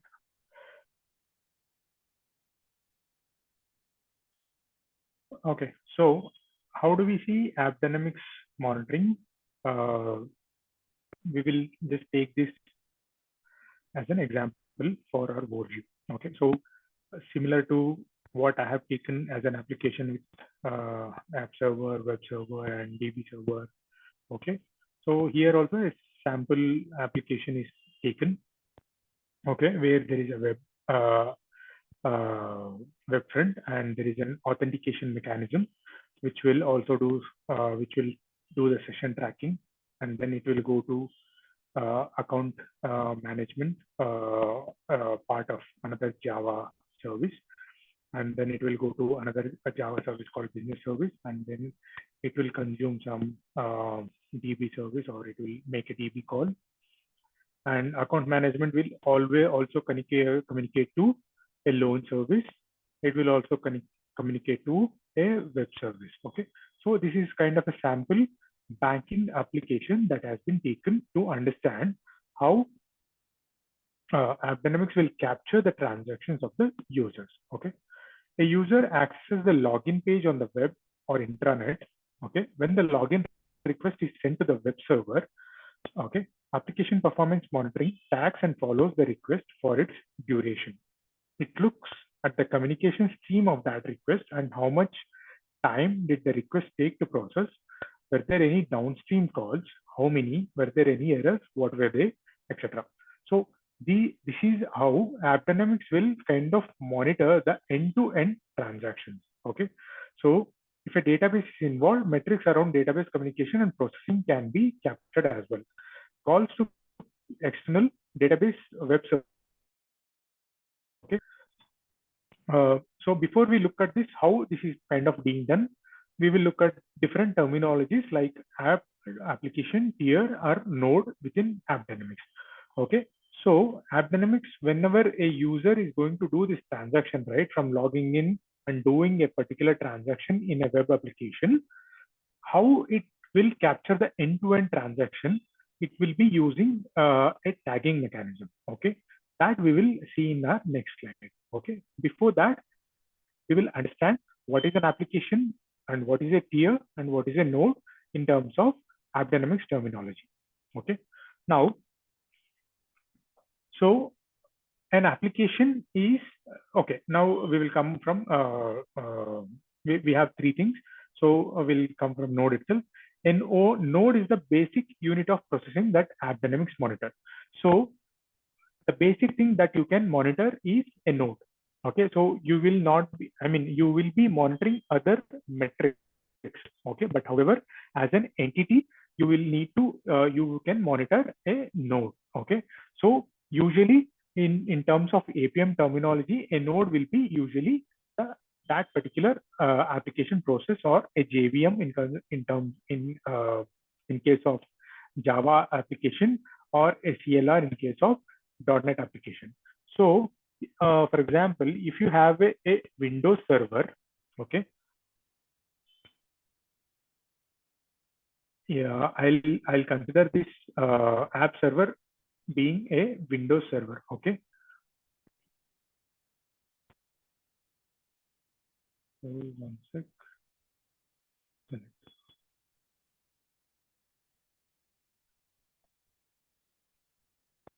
Okay, if it is a Windows server, okay, and then it is having two JVMs. Okay, then you will have to deploy, I mean, AppDynamics will consider these two JVMs as two different nodes. Okay, so the two JVMs which are performing two different functionalities, or the two JVMs being monitored, will be considered as nodes. Or if you are not having any application software which is installed, or if you need to monitor only the OS, even a OS can also be monitored as a node with a machine agent. Okay, even this can be configured as a node inside your application. So in my supercar application, I have, okay, a Windows a JVM node which is running on a Windows machine. Okay, and in case of .NET, it will be a .NET CLR. Okay, like that, based on the number of environments or the runtime environments, the number of units will be consumed. So this is where the license will also come. But however, we'll discuss that later. But individual nodes are with respect to the number of runtime environments that are being monitored. Okay. Now, next one is a tier. A similar functionality, similar group of nodes will be together called as one node. Okay. Now, in our banking example, we have SSO authentication functionality, we have web functionality, we have some ESB or functionality, and we have the reporting functionality. Okay, so for these functionalities, you will have different number of nodes, right? So for example, for authentication, you might need only, I mean, here they have taken 2 nodes. So we'll say we'll take 2 nodes itself, okay?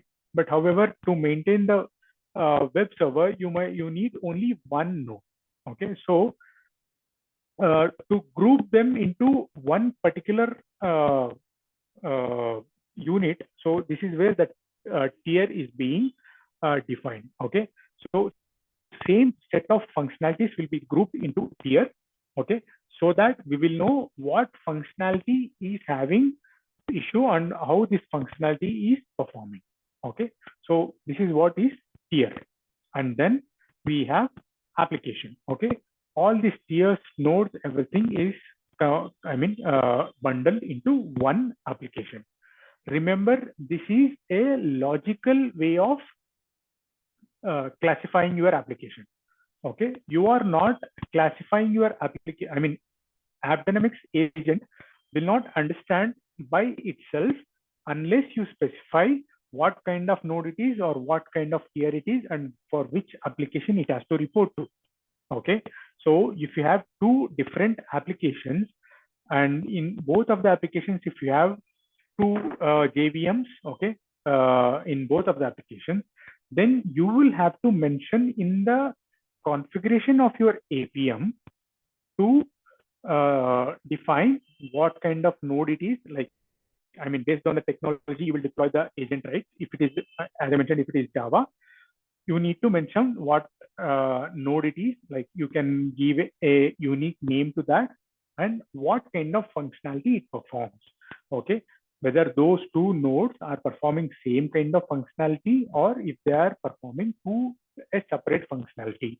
How you would like to see that on your dashboard is what has to be given on the application, I mean, on the configuration side, okay? Are you getting? So this is a logical way of classifying your application to differentiate the functionalities, and it will pinpoint to identify if there are any performance bottlenecks in any of the functionalities, okay? So we are going to group them into tiers, and then all these tiers will report into one application in AppDynamics, okay? So an AppDynamics tier represents an instrumented service such as a web application or multiple services that perform the exact same functionality and may even run the same code, okay? In AppD model, a tier is composed of 1 node or multiple redundant nodes. For example, the inventory tier may have 1 node, whereas the e-commerce tier may use 3 nodes. Each node in a multi-node tier typically provides identical functionality. So that is what, based on the functionality, we are going to group them into a single tier. Okay. So one example of a multi-node tier is when you have set of clustered application servers or services. Okay, I told you, right? You might need more number of servers or nodes to perform certain functionality, where you will have that you will group that. That tier will be resulting into a multi-node tier. Tiers, along with applications, are solely logical. That means it's not the actual. It might not be the actual thing. So when I say here it is a SSO node, I am telling that to AppD that this is an SSO node. It might not be an SSO node. Okay, so this is a logical way of understanding the or a logical way of grouping certain nodes. Okay. In order to map your application environment correctly to the AppDynamics model, you need to understand what an application means.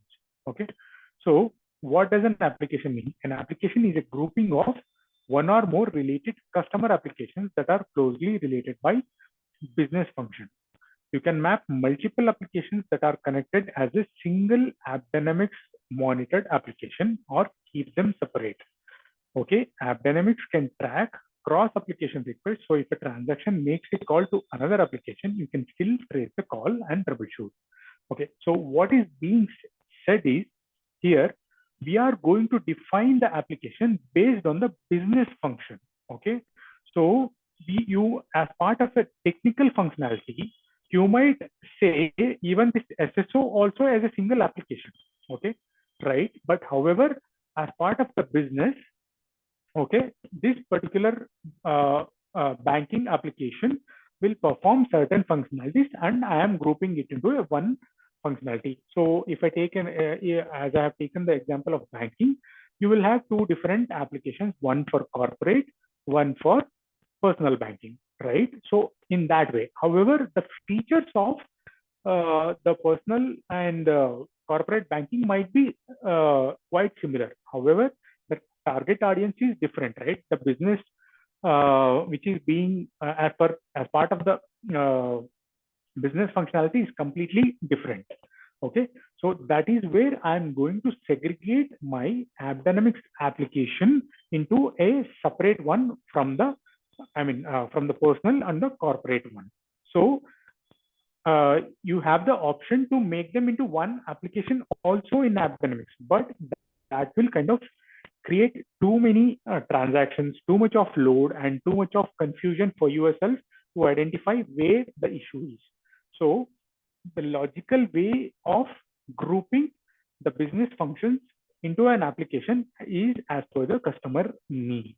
Okay, so you will have, technically you might say, like, there are three different set of applications which a person might be handling, but as part of business, if the three might come under one roof, one business roof, it would be ideal to group that particular application into one application profile in AppDynamics. Okay, any queries? So this is kind of the starting point where you are identifying what is my application, what is my node that needs to be monitored, and what is a tier. Okay.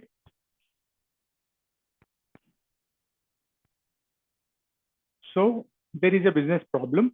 Okay, a customer originally instrumented a number of key systems like customer portal, billing, etc. separately, inadvertently making troubleshooting more difficult. Okay, so this is where I told, you will need to have a understanding on whether you will have to group them into separate applications or group them into one particular application. I told you about the example of banking, right? So based on the business functionality, I separated my corporate banking application, net banking application, and my personal net banking application into two different entities. Okay. However, if both of them, like for example, in my personal banking itself, I will have many other functionalities like doing a transfer and applying for a loan, or applying for another a credit card service. So these are all coming under one personal banking application. So if I am going to configure all of them into individual applications, then it will be a hectic task to track the transactions, and also troubleshooting will also become more difficult. Okay, so you need to have the kind of business understanding to see what needs to be defined as a business application and what needs to be defined. How you have to separate them into multiple applications. Okay, so in this example, the business initially, the customer portal, billing, etc., all the sections were kind of configured into different applications. Now the solution was they combined all of them into one application called Enterprise, and then in that they differentiated them into different tiers based on their functionality: customer portal web, customer portal service, billing web, etc., like that. Okay. So this is how it was initially. Both had similar functionalities. Okay, customer portal and kind of billing, but they were kind of grouped into separate applications itself. But they were kind of serving the same business, I can say. So now they were kind of grouped into one application. So now the example has been taken where how this will cause issue if there is any transaction between these two applications. Now, a user wants to pay their bill. That request starts in the UI tier of the customer portal and then makes a call to the billing service tier. Okay. In this configuration, if the pay bill request has an error, here if the error is there, you would need to check both the applications in AppDynamics in order to determine the root cause. Right. So if at the transaction which is started from the service tier in the customer portal is having an error in the billing application system, that means you need to navigate between the two applications. Okay, that will kind of become a tedious task.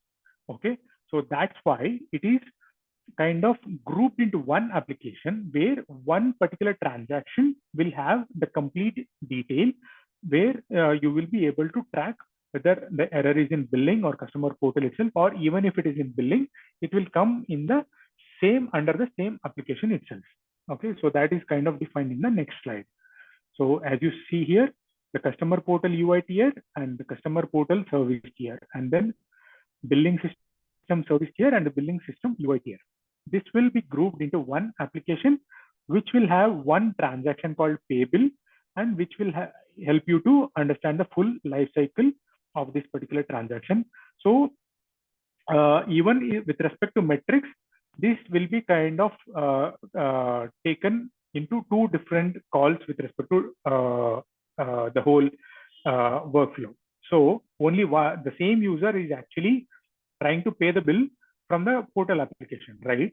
Okay, so here it will be considered as two different transactions when you separate them into two different applications. But here it will be considered as only one complete transaction. Okay. Any queries on this?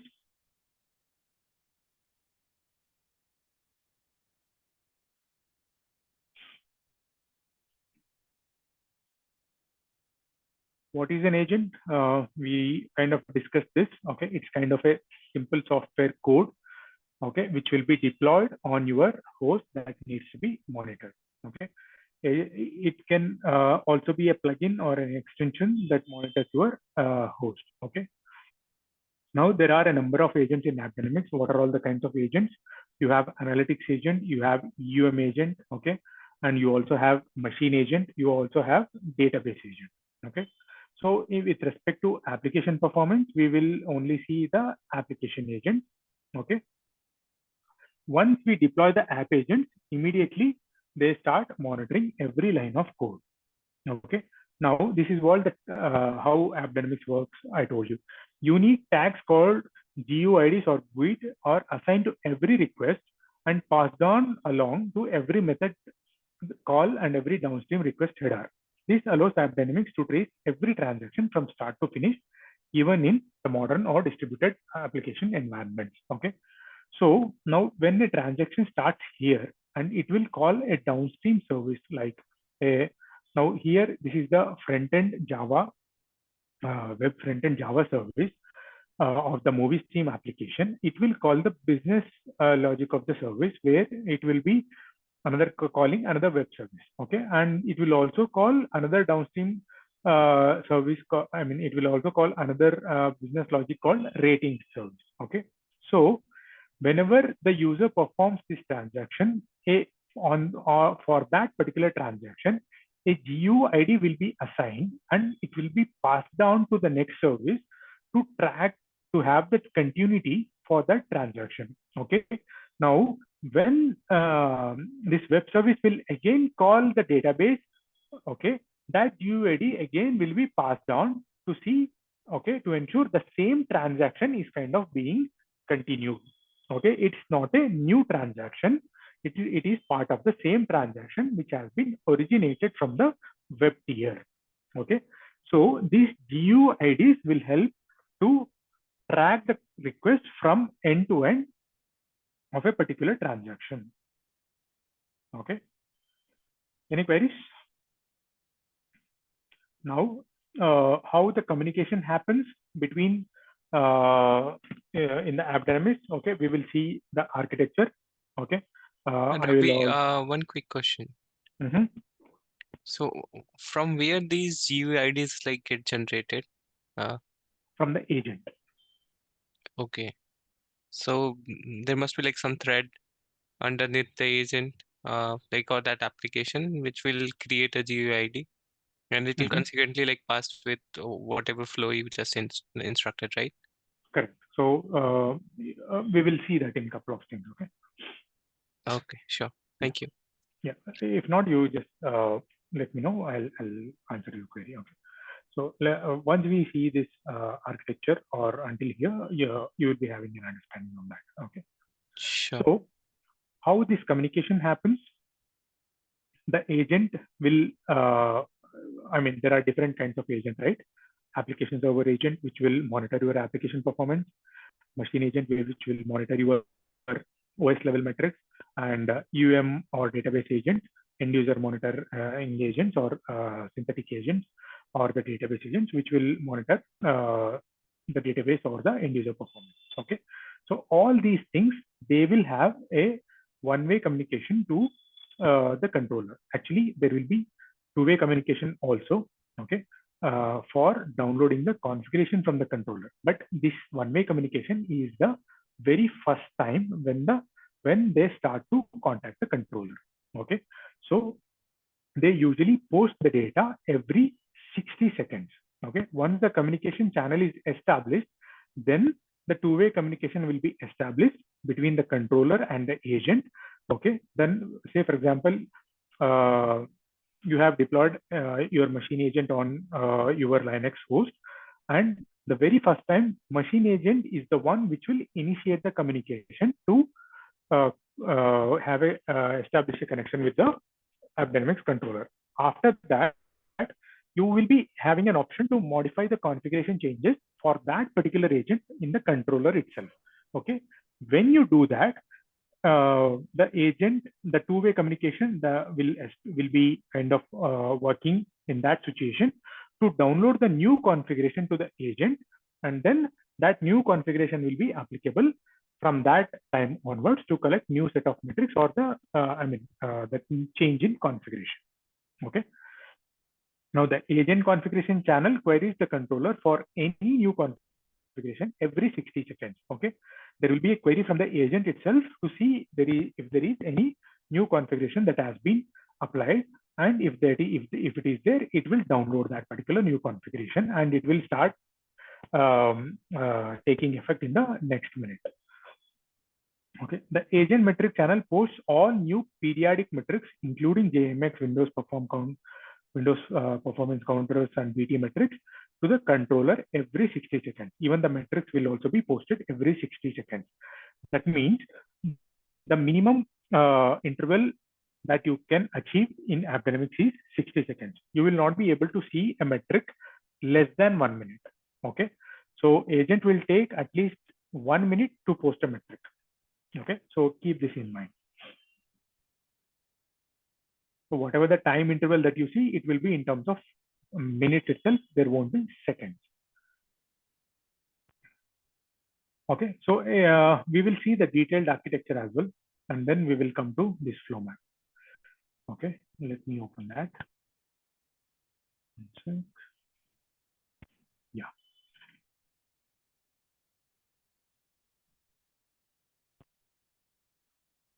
So agent capture performance activity and send it to the controller, which is updated in real time. The controller helps monitor, troubleshoot, and analyze your entire application. Okay, let's see it in the big picture. Okay. Where is that? Yeah.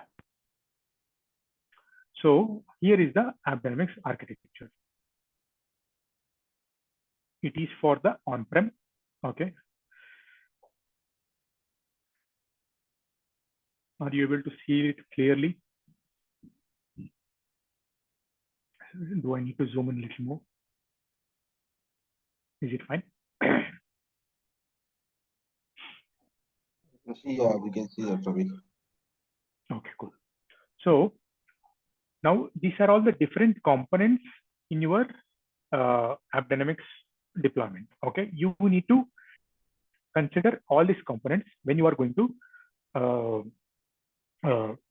implement your AppDynamics solution. Okay, and these components are for your on-prem implementation. Okay, if it is a SaaS implementation, these things will be taken care by AppDynamics itself as a single entity. Okay, you will be seeing only the controller, and you will not be having access to modify anything with respect to controller.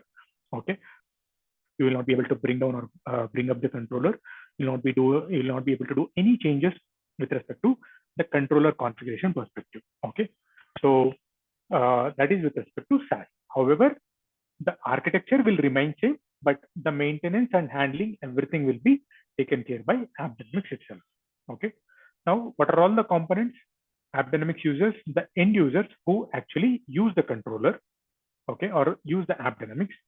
REST APIs, okay. The API component is also exposed, right?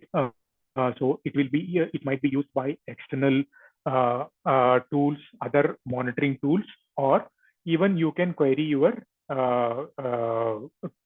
controller or the event service to fetch some data using APIs as well. Okay, for your reporting purpose or for any custom requirement. Okay, then DB agent. This is the database agent, which is the one which will sit outside of your AppDynamics application, which will communicate with the application. Okay, and then the app server agent. App server agent has two things. One is the APM component, okay, and then it is the infra component. Okay, so here in the infra component, you have the server visibility, which you can enable it or you can disable it, and you have the network visibility. Again, you can enable it or you can disable it. Again, these two are separate licenses. Okay, you have to again buy them separately. When you purchase APM, okay, I think you will be getting equivalent free machine agents, but not server visibility. What is the difference? I will tell you. Okay, so these two are another. I mean, this is kind of another component that will have interaction with your application. And then the machine agent or the analytics agent. So machine agent is the one which will help you to monitor the infra, and analytics is the one which will convert those metrics into the business level metrics. Okay, and then EUM agents, the ones which are perform the end user metrics or the end user performance. Okay, this can be the real user agents, I can say. And then you have the private synthetic hosted agents. So when you say private synthetic hosted agents in your on-prem architecture, you have the option to host your synthetic agents on your choice of location or on your choice of server. Okay, but in case of SaaS, you have to buy them additionally if you need it, or you will have to take it from the SaaS hosted synthetic agents. Okay, these are the agents which are completely managed by AppDynamics itself, and they are deployed in different geographical locations in different parts of the world. Okay, so this is the part which will have the communicate with the controller part. Okay, now this is with respect to the controller infrastructure. Sorry, this is the one which will have the interaction with the application. So when I say application, it will have three components. The one is the controller infrastructure. Okay, what it will do, it will give you a UI. Okay, and it will also manage and store all the data which are provided by the agents. Okay, so it will collect all the data which is coming from the agent, and it will also provide you an UI to view that particular data. Okay, so here we are seeing an architecture for an example of a controller which is configured with HA. Okay, so this is the primary controller and this is your secondary controller. Okay, whatever the data is coming here, they have configured a reverse proxy. Okay, on their controller for additional security or something. and then this will send the data to the primary controller basically. Okay, only if there is unavailability in the primary controller or this controller is not available, then the data will go to the replica controller for HA. In AppDynamics, there is no load balancing between two controllers. I mean, it's not active. Okay, both the controllers will not be active at the same time. Okay, only if the primary controller is down, then the replica controller will be active. Okay, now in case of SQL, the data will be kind of what do we say that synchronized in equal intervals. Okay, between the primary and the replica controller always. Okay, so whenever this goes down, these two will come up to ensure the availability of the AppDynamics controller. And now these are all the ports which will be used. These are all the default ports used by these controllers. However, you can modify them if you want to have a different port. The next one is the event service cluster. Okay, or you can call event service also if you don't have more than two nodes. Okay, why two nodes? Because event service cluster is always configured with two master nodes. So you need to have a third node to have a cluster. Otherwise, you need to have a event service. You will have an event service. What event service will do? Event service will also fetch the data coming from all the agents. Okay, and then it will kind of do the analysis or processing of the data, and then it will send it to the controller to save it. Okay, that means it is kind of the backend for the controller, which will actually feed the data which is sent by the agent to the controller. Agents will usually do not directly send the data. I mean, not usually. Agents will directly send the data to event service cluster itself, and then they will communicate to the they will send it to the controller. Okay, and it is the similar functionality for the UM server. Okay, well, UM server will also process the data coming from only from the UM agents or the synthetic agents. Okay, so here UM server will do the same kind of activity of the event service, like collecting the data and analyzing it and then sending it to the controller. The controller will always fetch the data from event service cluster and the UM server. Okay, so these are all the different components of which are the mandatory components. UM is also kind of an optional component, which is not mandatory if you need to have an application, AppD application that needs to be implemented, but controller infrastructure and event service is very much required for you to go ahead with the deploying the APM. Okay, and next one is the custom geo server. This is for the UM server itself. If you have to deploy one end user machine agent server on your different location, then this you will be using it. And the next one is the UM synthetic server. Okay, so that will be consuming the private synthetic agent and only the synthetic agent data. So this will be consuming only the real user monitoring data. Okay, so synthetic and real user monitoring, these two are kind of optional components which can be configured or which can be excluded. Okay, so this is kind of a detailed architecture diagram along with the ports and how the communication is happening. Okay, and what are all the databases that are being used. So MySQL is the database that is used by the AppD. So, and again, this is on-prem installation of AppDynamics. Okay, with respect to SaaS, you don't have to worry anything. Only thing you have to worry is calculate your license utilization, how many nodes you want, like how many licenses you need with respect to APM, application performance or server visibility or network visibility, and then end user monitoring. So you need to calculate that, and then you will have to purchase the licenses accordingly. Other than that, this will be a kind of completely free for SaaS. I mean, free from the headache, I mean to say. So you don't have to worry anything about which port you have to configure or which database you have to use. So everything will be taken care by AppDynamics. Okay. Now, in case of on-prem installation, we don't have the licenses to do the installation. So we will be just going through the steps of the installations, and then we will not be able to do it practically. Okay. So any queries with respect to the on-prem architecture?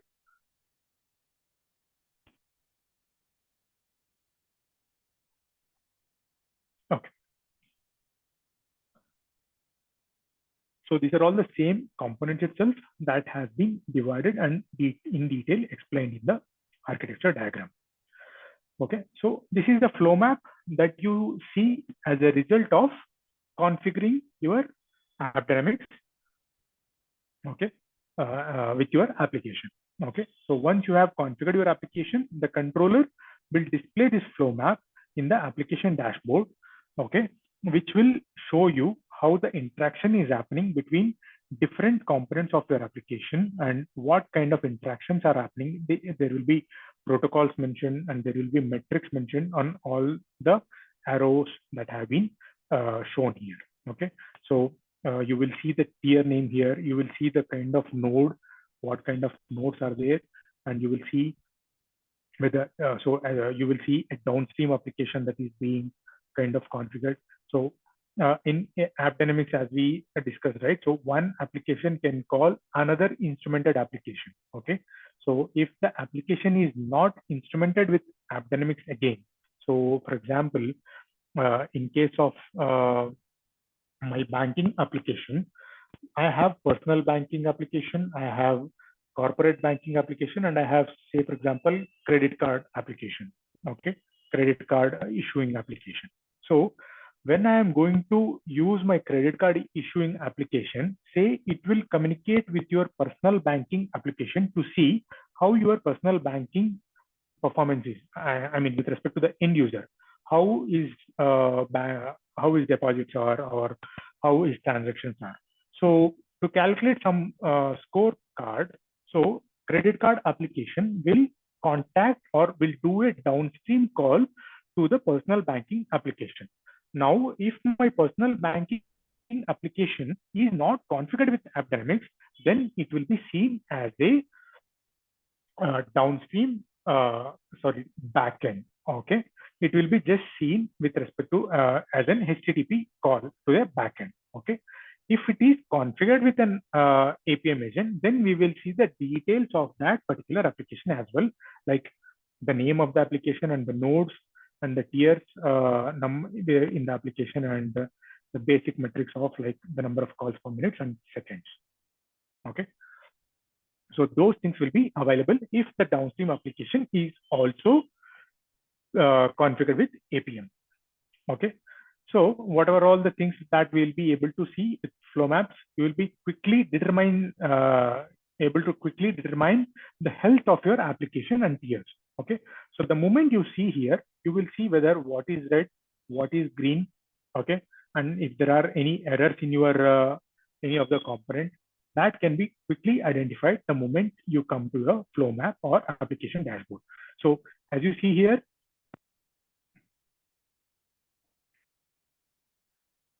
this is how your application transaction will happen, right? Different between services. Without configuration of AppD, these diagrams you have to draw it manually, right? But if the agent has been configured properly with the correct understanding of your business functionalities, then you will directly see the topology as a flow map. Okay, this is how your application topology will be seen on the application dashboard. Okay, now one question.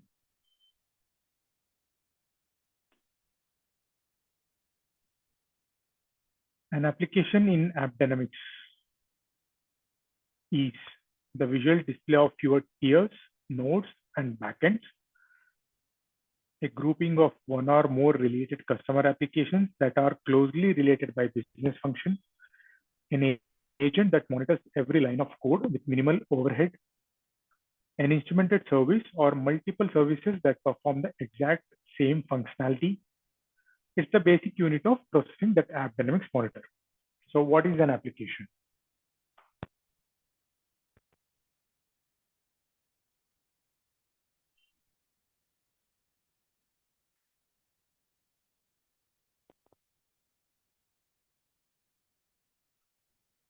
Guys, are you there?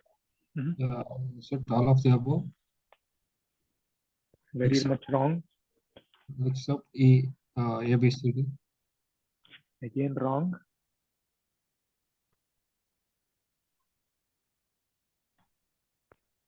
So I used a terminal, a one terminology. So that terminology is there in only one of them. A grouping of one or more. Correct. So it's B. It's based on the business function. Okay. So the visual display of your tiles, nodes, and backends, that can be, it's just a display, right? So that's not the actual definition of the application. Okay. An agent that monitors every line of code with minimal overhead, that is called a node. I mean, it's not the definition of node, but that is definitely not the application. It's the a component of an application. And again, an instrumented service such as web application or multiple services that perform the exact same functionality. So that is a tier. So whatever we are grouping multiple services that perform similar functionality will be called as a tier. The basic unit of processing that AppDynamics monitors is a node. Okay, so B is the correct answer.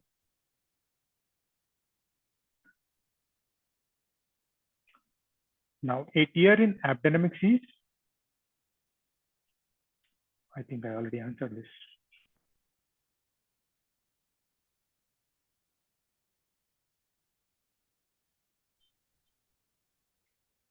C. Collection of nodes. Yeah, correct. Okay. So I'll come back to the screen because it's clear over here. So we saw the architecture, right?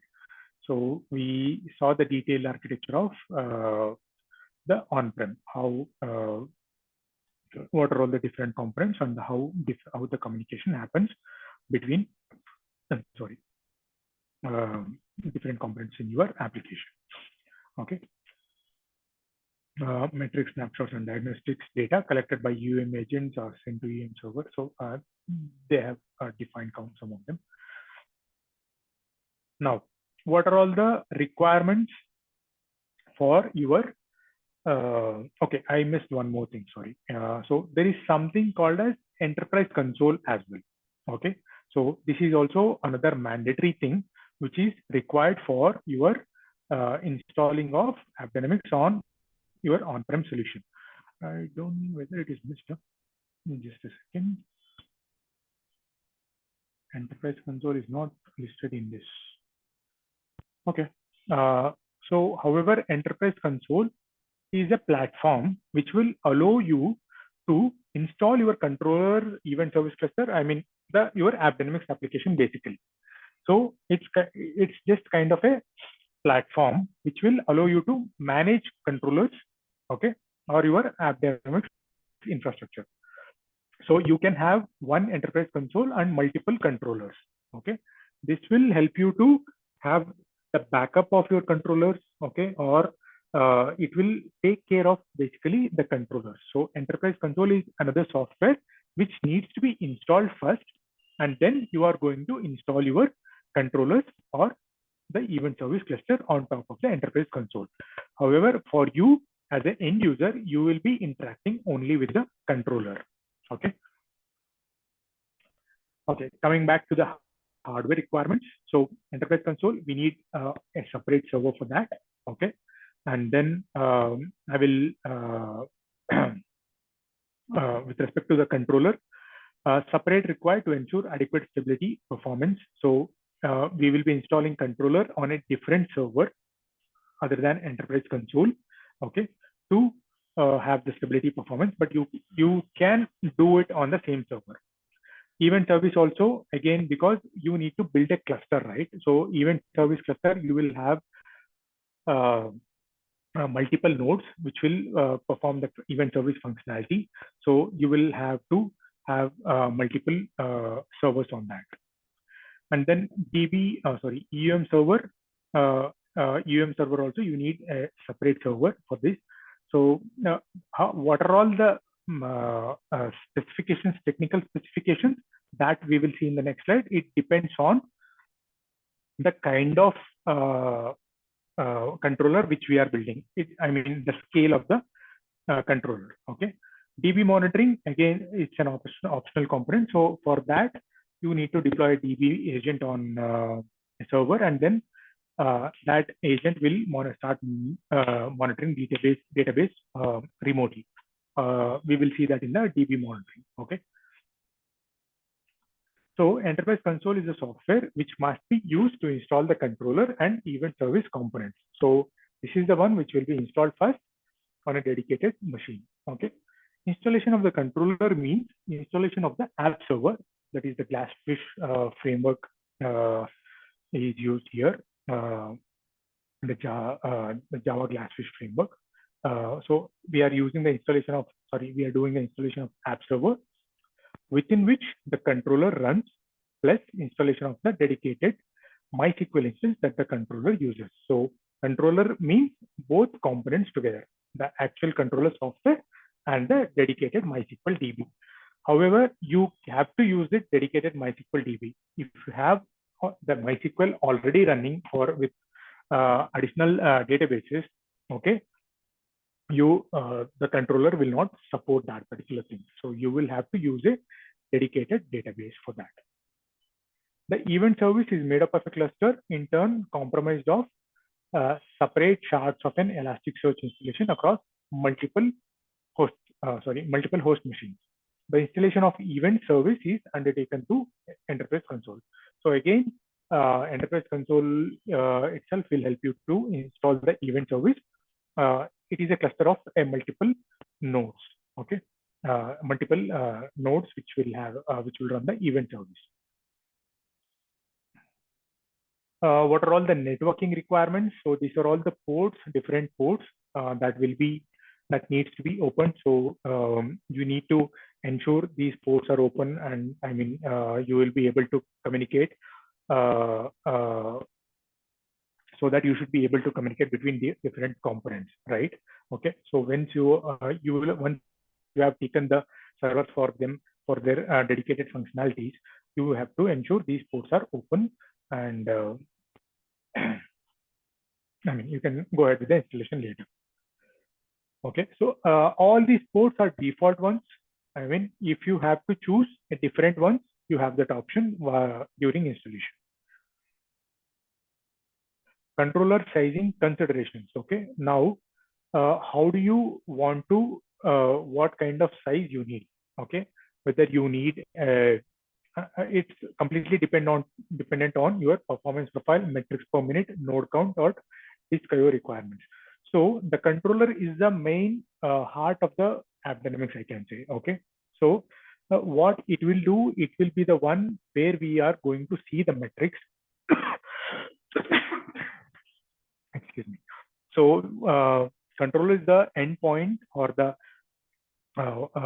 where we are going to fetch the metrics from different sources, like from different ways, like the REST APIs or the UI.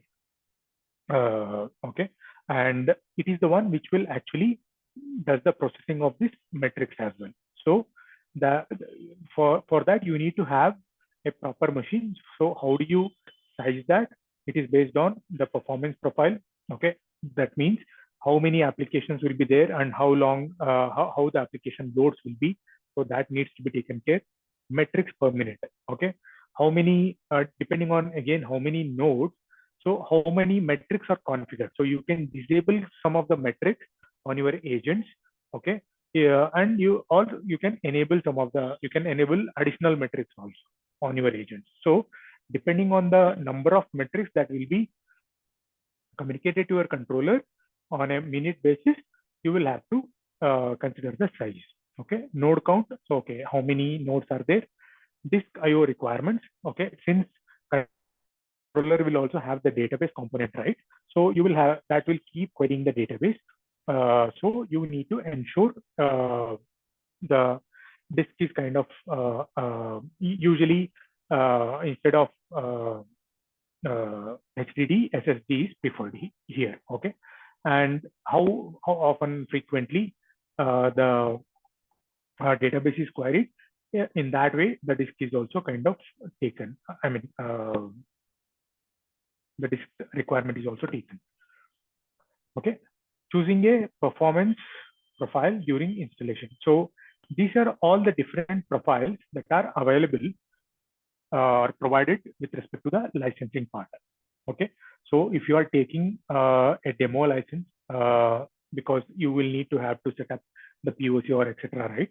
So they will provide you a demo license where the maximum metrics per minute will be 10,000 and the maximum agents that can report is 5. Okay, OS can be Linux or Windows in case of the very first 3 profiles. Okay, in case of large, you will need to have only it will be supported by only Linux. In case of extra large, it will be supported by the professional services from the AppDynamics itself. Okay, so you have documentation link here. Okay, to see what kind of controller you need.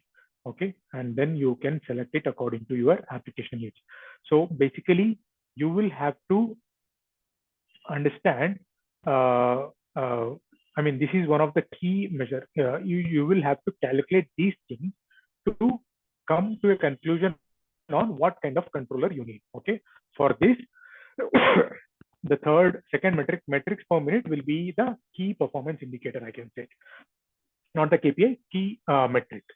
Okay, so how do we measure that? It's a very difficult one. Okay, because every agent can send different kind of metrics, and you need to completely decide on what kind of metrics you need, and you need to also forecast on your scaling solutions, and I mean capacity, increasing your capacity solutions. So these are all the things that needs to be taken. Okay, so it's a difficult thing to come to an exact number, but an approximation can be done. So how do we do this? Agent types in the service, how many business transactions that has to be discovered. So we can limit all these things if we have a fair idea on what are, if you have a fair idea on how many number of these metrics needs to be reported. Okay, information points, service endpoints, exit points, asynchronous calls, extensions. So these are all the different terminologies. BT from now on, I mean, business transaction, I'll refer it to as BT. Okay, information point, service endpoint, exit points, we will cover in kind of advanced topics. Okay, asynchronous calls, extensions. Extensions, I already gave you a brief introduction. We will see that as well. So based on how you configure these things in your application, your metric volume will always vary. Okay. One more thing that you can do is you can measure them in pre-prod environment, and then you can scale up accordingly in your production environment. So usually pre-prod environment will not be a replica of your production. So you can scale it up according to the pre-prod environment. Okay. So, and also if your deployment includes UEM, the end user monitoring, not just APM, then it would be recommended to use the next profile up from whatever you assess. So for example, after you have done the assessment for your APM, you have concluded that, okay, small is enough for you. But if you think additional, you are also going to use end user monitoring, then go with the next higher one, that will be the medium one, because UM also consumes a lot of license, and that is also a separate license. It consumes license in a completely different way, a page by page basis. Okay, with respect to the real user monitoring and with respect to synthetically hosted also, how many pages you are monitoring and how frequently you are monitoring. Okay, so and from how many locations you are monitoring. So these are all things will come into picture. So that will help you to kind of select a proper profile in case of on-prem installation. Okay, and then a little more detail about event service cluster. Okay, so what is an event? Basically, an event is the basic unit of data for event service. Okay, so an event is the change in the state. Okay, so any change in state will cause an event to occur. So right now, if my laptop is kind of working fine and it kind of abruptly switches off or powers down because of low battery, then there is an availability event that will be generated if there is any monitoring configured on my laptop. Okay, or if the CPU goes up. Okay, right now it is performing fine. If, say, for example, if my CPU utilization goes beyond a threshold of, say, I have configured it as 50%. So if it goes beyond 50%, then an event will be triggered. So any change in state is called, change in current state is called the event. So that will kind of act as a basic unit of data for your event service, okay, which is running on the event service cluster, or which is the another mandatory component of your on-prem AppDynamics installation. Okay, for APM, a transaction analytics event corresponds to a call received at a tier. For a business transaction instance that crosses 3 tiers would result in 3 events. Okay, so even for this, even these transactions will also be considered as an event for the event service cluster, because it is the one which will take all this data and analyze all this data and then send it to kind of controller. In EUM, each page view equates to an event, as do AJAX requests, network requests, or crash reports. So in case of end user monitoring, if a user is going through multiple pages, every page that he's going through will be considered as an event. In case of DB monitoring, data and log file analytic, sorry, DB mon data and log file analytic data. I'm sorry, I'll go in detail later on that.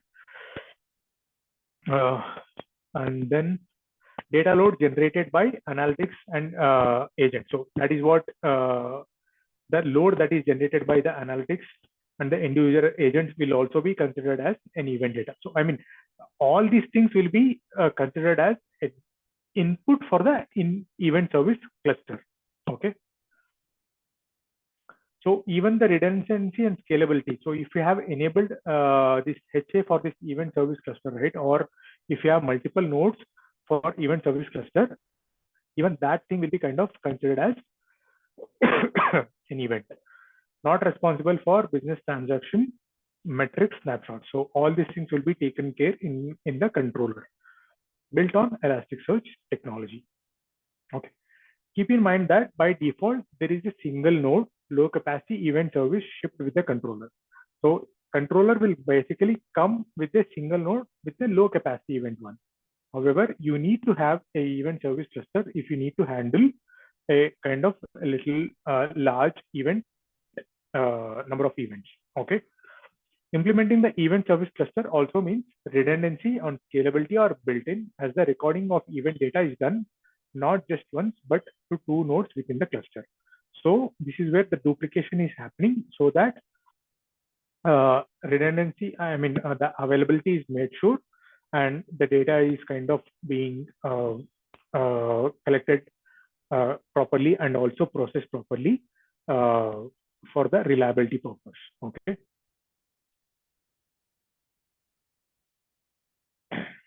So event service cluster, analytics, DBMon, and UM agents, they all post the data to event service cluster.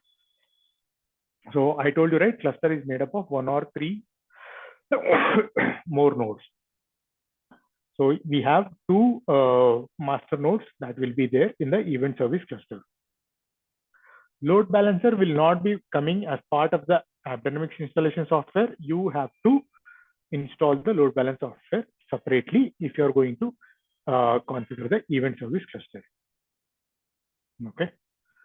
So what are all the tools that we are going to use for the configuration of the controller? The very first thing is the enterprise console, and then the app server, and we need the command line interface and the REST interface and the controller admin.jsp and the standard GUI that you are going to use to install the controller.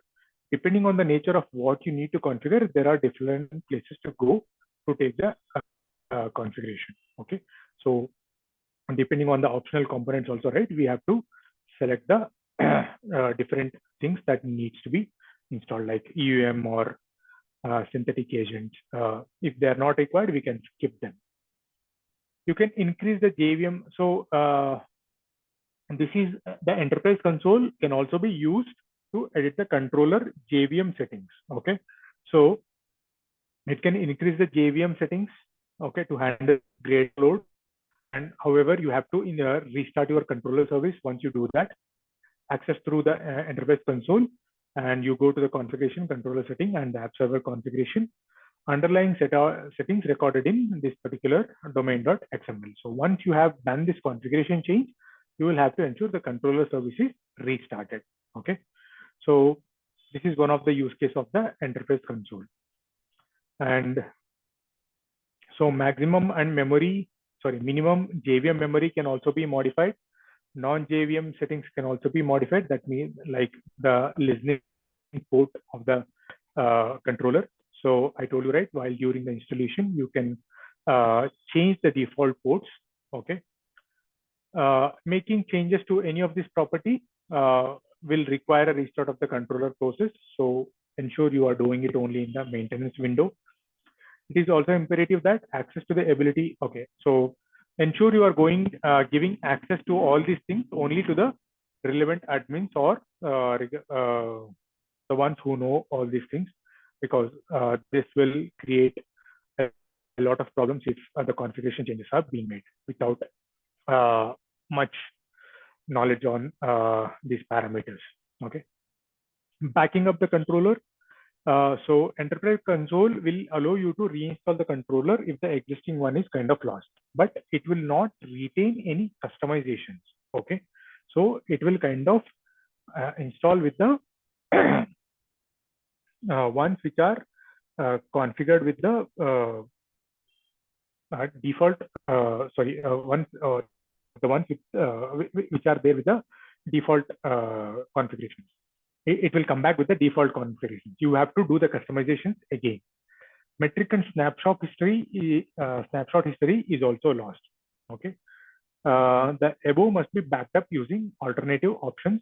If controller is lost or destroyed, using EC2 use rec2 install. Custom configurations may then be reapplied. So you use the custom configuration to reinstall your lost controller so that your application related data or whatever the apps which are configured, those things you don't have to redo it, but any custom configurations that you have done for your controller, those things you have to save it in another form, like the domain.xml that we saw, right? You have to keep a backup of that file, and then you have to apply that again. Okay, so you still have to take the backup even though your enterprise console will serve that particular need.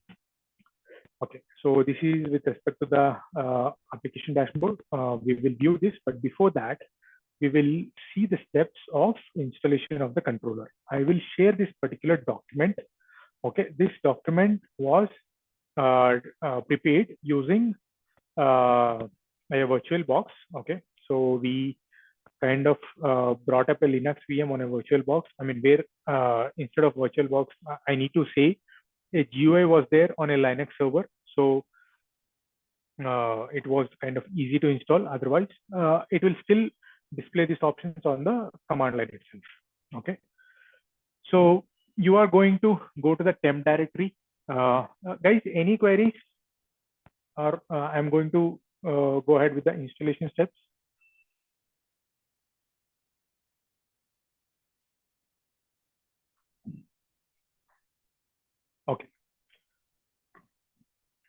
So this one, earlier we used to have a license mechanism called NFR license, okay, where we were able to set up a demo controller on the on-prem.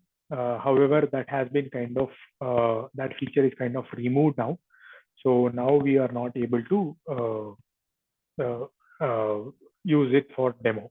Okay, so that's why we have kind of taken this screenshots for the training purpose. Okay, so change the permission of the file. Okay, you need to give the execution permissions, and then so the platform setup file will be file name will be like this. You will have the version. So now you have the calendar naming version like this. 21.4 means it was released in 2021 and April month, and this is the 17th of date and some number, that internal number they'll give you. So it will start installing the setup file. Setup screen will come.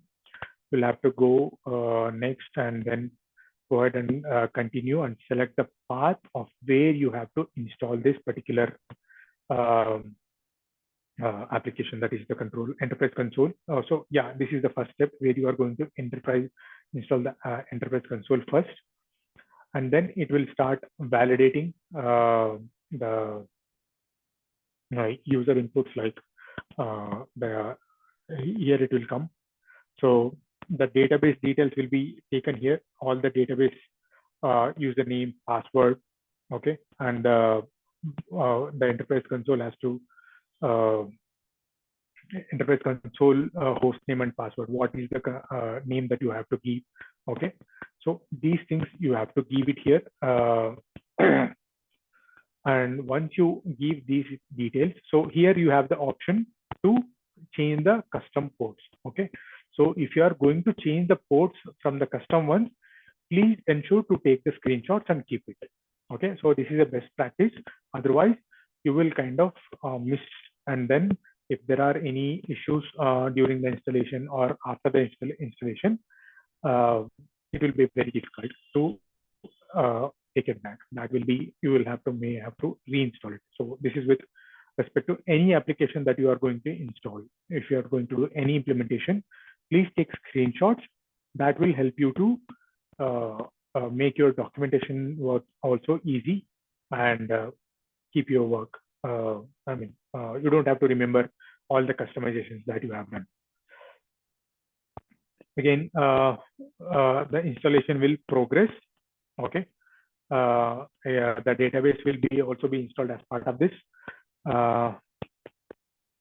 and then it will be taking the time zone of the database. Once this is completed, you will see the completion screen. You click on finish, and then terminal should show this particular message saying there should not be any error, basically saying the installation is kind of completed. Okay, now once this is done, you can launch the enterprise console externally or even internally. Okay, it's better you launch it from externally, because in Linux most of the cases GUI won't be there, right? So you launch it externally. Okay, and then you provide the admin credentials that you have initially given. Okay, and then from here you can choose the express installation type to install your controller. Okay, so it is the quickest way. Here you have the end-to-end visibility. Again, you will have the options to configure all the individual components, and you have the customizations to do if it is a custom install. Okay, so in case of the express install, you will again provide the instance name, because you can have multiple controllers on your enterprise console. Okay, so you can name your platform. Okay, and you can give your path where you have to install, and you add the host where it has to be installed. So I told you, right? Again, a controller has to be installed on a separate machine. Okay, so you give your host name and then controller username, and then again all the details like the passwords only. So for different database and the root users. Okay. So again, these passwords also please keep a document of that. And here, once you select the profile, right, you will be able to see the specifications of your machine. What is the recommended specifications of your machine? Okay, so that will help you to ensure whether you have the right machine, or then you can ask your admins to reconfigure them. Okay. So once you are done with giving all the passwords, okay, then you just submit, and then the controller's job will start and it will complete the installation. Okay, so you are going to give you are going to select the version of your controller. Okay, so ensure you are going to select one lesser version of the latest version, because usually that will be the stable one. Okay, that's a personal suggestion. Okay, and then you are going to select the primary host where you have to install. Okay, and then secondary host only in case of HA. Okay, and tenancy mode if you want to have one controller or multiple controllers. Database directory where you have to install your database, and then your username and passwords for different users. Okay, the root user, admin user, and the controller admin user. Okay, so once this is done, you can use the default ports that are you already provided or already displayed by default, and then click on submit. You should not get any errors for installation. Okay, so when you need to ensure these ports are kind of allowed to ensure proper installation. Okay, I will share this document with you guys. Okay, even this document will also help if you need to install, if you need to implement on-prem solution in your respective environments. Once everything is done, you will see the successful note. Then you can access the controller, okay, from the outside of your machine. Okay, so this is your home page of your controller. You have successfully installed your AppDynamics controller. Okay.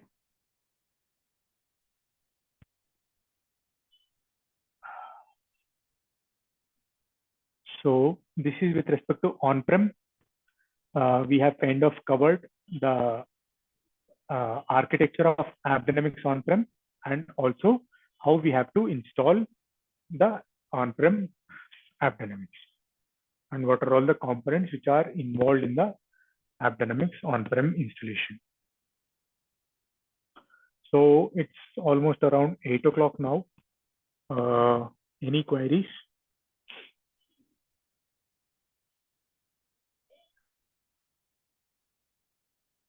We will cover a little more of application dashboard, and then we will take a break. Okay. So another 5-10 minutes. So we'll just see the navigation things. What are all the components which are available? Okay. So application dashboard, it will show you the dashboard. Basically, it will give you the dashboard which will show you the flow map and the basic metrics like the load, the response time, the errors, and if there are any events that are happened, the business transaction health, the node health, and the server health. So, and the transaction scorecard as well. I mean, that which will say how many normal transactions were there, how many slow transactions were there. So this is the basic dashboard that you will be seeing once you have configured your application with APM. So to see this dashboard, so please note you need to have load on your application. If you don't have any load, you won't see anything on your homepage. Okay, so you will also be able to select the time. Okay, for how long the metrics are. I mean, what is the time frame that you need to see the metrics for? Okay, So is it for the last 1 hour, or is it for yesterday, or is it for a custom time? Like say for example, last Sunday you had some issue last Sunday morning, you can select that particular custom time frame as well. Okay, once you go into the time frame section, you have that option to select the custom time frame. So these can be selected. These are available in your custom page itself. Okay. One of the important things to keep in mind about what you are seeing in the application dashboard is that the metrics are show for the selected time period. Yes. Okay. So you are seeing by default, it will take last 1 hour time period. Okay. So when you log out and log into your controller, it will take last 1 hour. Okay. So you can change that particular time period. Okay. Time zones, rather than translate the timestamp on snapshots and metrics to another user's time zone, you can adjust the time zone setting to collaborate and troubleshoot issues with more accuracy. So align your time zone with other users by going to gear icon in the top right. Here the settings icon is there, and use the display time zone drop down to change your time zone. So what will happen here? So for example, you are sitting in Bangalore, and the another user who is also watching the screen is sitting in say for example US. Okay, now in case of time, you will be seeing different times, right? So you will be sharing your screen, and yeah, if you are seeing last 1 hour of time period, okay, and the user who is seeing, or say for example yesterday's last on a particular date, or last 24 hours of data. So if the user who is sitting on a different time zone, if he is on kind of different time zone, I mean, instead of adjusting his instead of seeing the metrics in here, sorry, instead of adjusting the time zone when you are seeing the metrics, you can set the configuration to ensure it will select the local time zone automatically. Okay, so that the user will understand the metrics in the same way, because when you are seeing in the last 1 hour and the other user is not seeing the same thing, that will kind of create a conflict, and you will have to what do I say,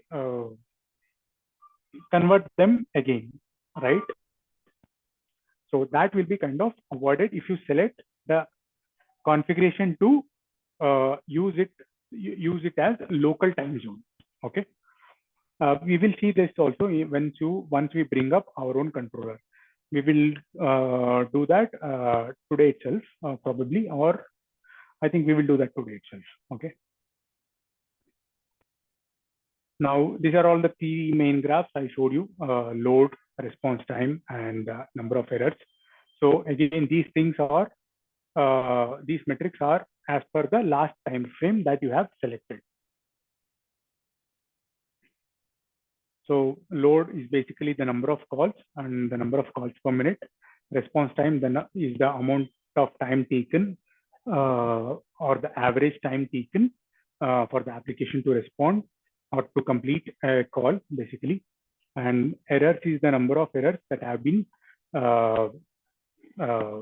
that have occurred. Okay, so what are all the errors that we will see in the definition of what is an error in the context of AppDynamics. Okay,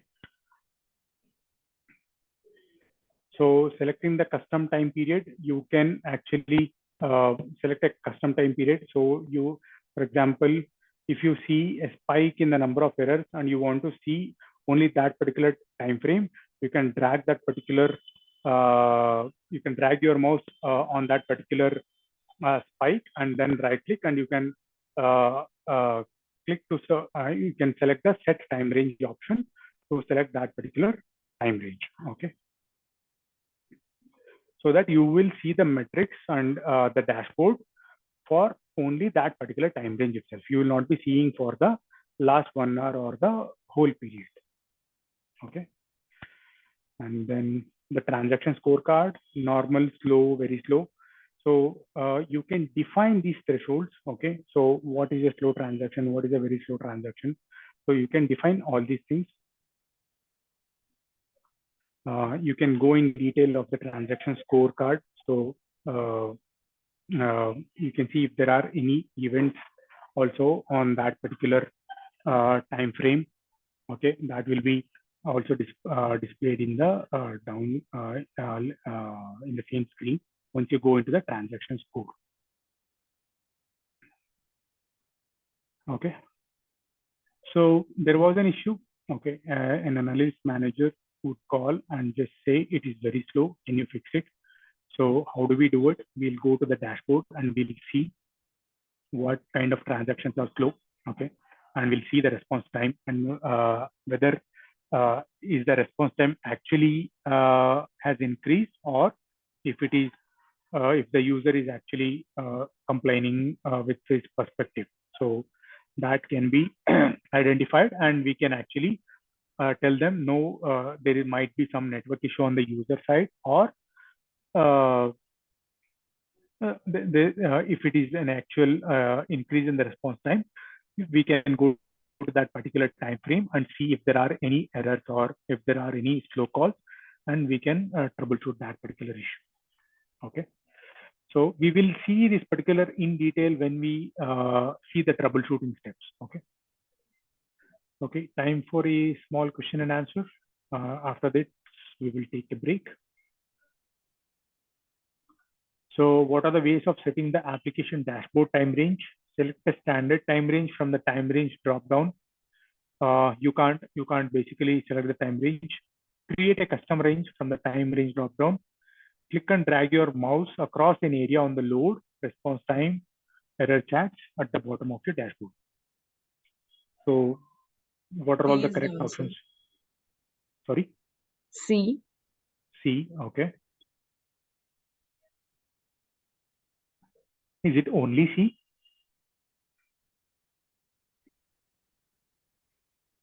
Maybe D also. A, D, Dibanjo has entered A and D. A and C. A and C. Yeah, A also. It's actually A, C, D, all three. Okay. So you can select the standard time range. Usually there will be 5 minutes, 15 minutes, 1 hour, like that, 1 day, up to last 1 year. Okay. And we will come to the retention part after our break. So the maximum is 1 year. Okay. So that's what the data that AppDynamics can hold. And create custom time range. Yes, you can create a custom time range. We saw that in the screenshots. You can drag your mouse. I showed you, right? On this particular button. If you drag this, you will have this option, set a time range. Okay. So once you click this, whatever this time frame is, automatically the time range will be set over here. Okay. So it's A, C, and D. Sorry. Oh my God.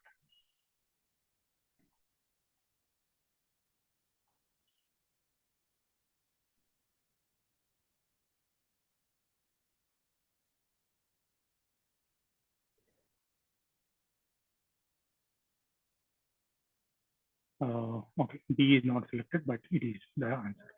Application dashboard panels and flow maps allow you to drill down into an increasing level of detail. True or false? True. Okay. Simple. Yeah, that's right. So next we will cover in detail about what is a, what is a business transaction? Okay. What are the ways of configuring it? Manual configurations that we will see little later. But initially we will start understanding what is a business transaction. Okay. And what are the ways of monitoring it, and then we will go into advanced step of custom configuration of business transactions. Like if something is not discovered, how do we discover a BT? Okay, those things we will discuss it. And even before coming into this concept, we will do set up our application. We will bring up our application. Okay, we will install it, and we will also bring up a demo trial SaaS controller, application controller. Okay, so we will do both of them, and then we will go ahead with discussing in detail about the concepts of the AppDynamics monitor. Okay, so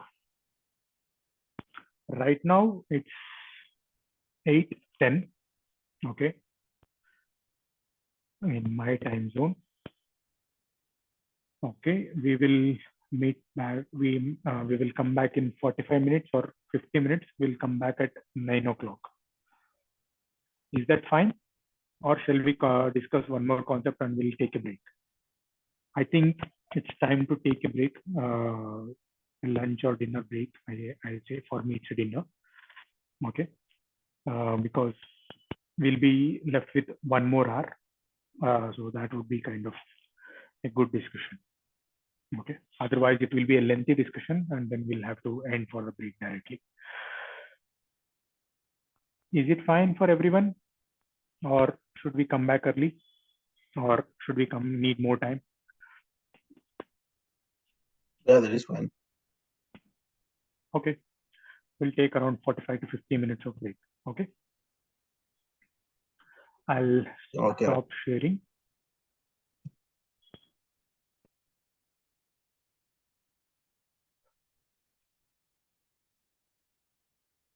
Okay, guys.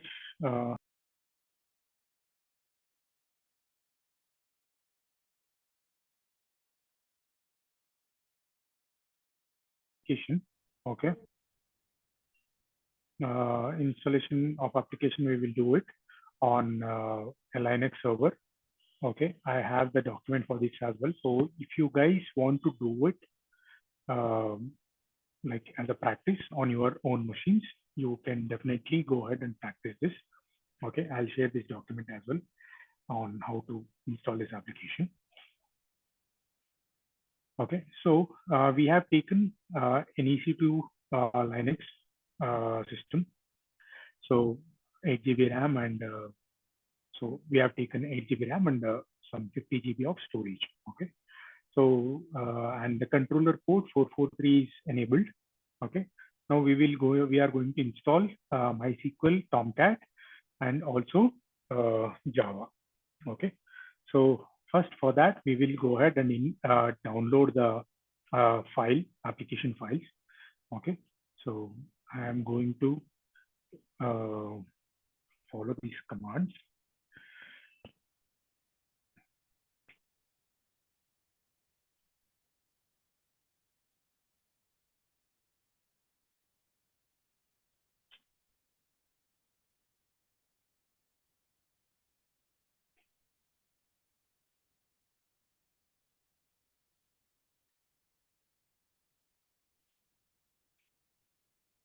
Okay,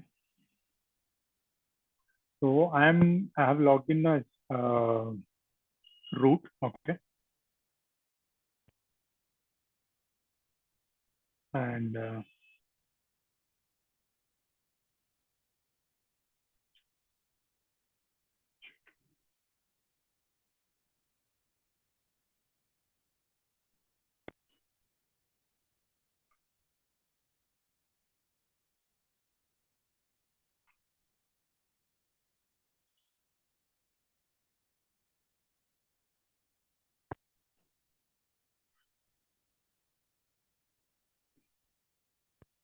I think wget should be installed. But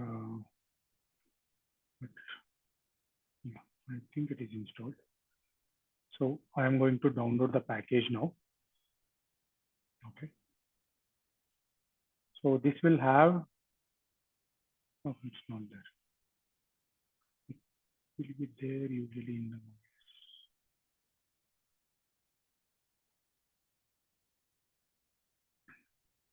okay, we'll install the wget package and then we will download the package. So in the package, we will have, we'll download.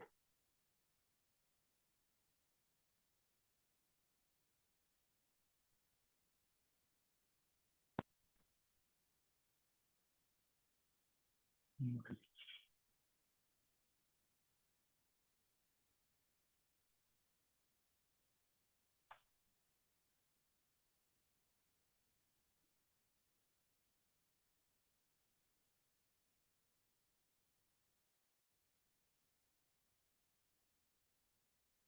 Just a second, guys.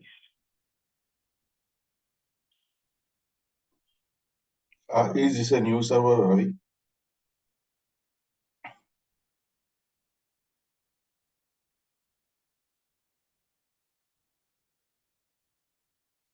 Yeah, this is new server. Okay, but wget should, I think it should work like you're It trying to needs to install it, right? instance. Yeah. Yeah. Maybe there might be whatever the link, but it should be there, right? Automatically, it should pick that that from the repo. Correct. So the wget itself is not there. It's saying. Yeah, that's what. Ideally, it should be there, right? Correct. Correct. It's a standard widget. Yeah. Let me use curl.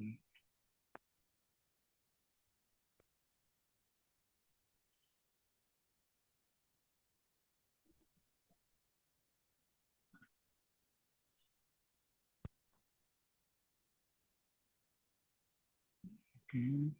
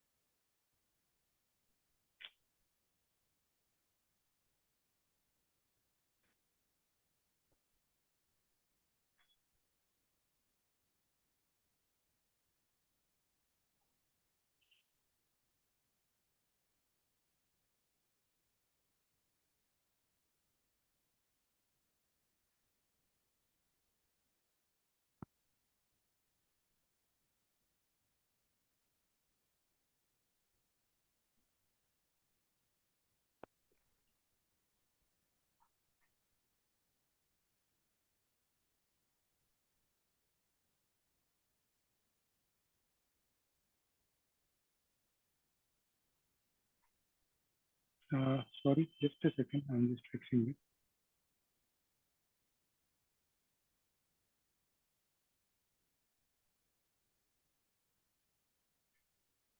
I have installed the wget now.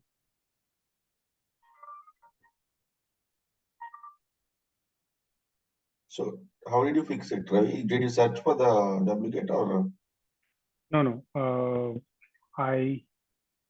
There was some instructions in the that mirror list has to be updated in the CentOS. So that changes I made. Okay, you changed the path. Yeah. Okay. Is it CentOS 8 version? Yeah, it is CentOS 8. So I should have taken CentOS 7, but I took CentOS 8, so I think that's where I missed it. But that's fine. It should not have much issue. Let's see. Sorry. Okay. Okay.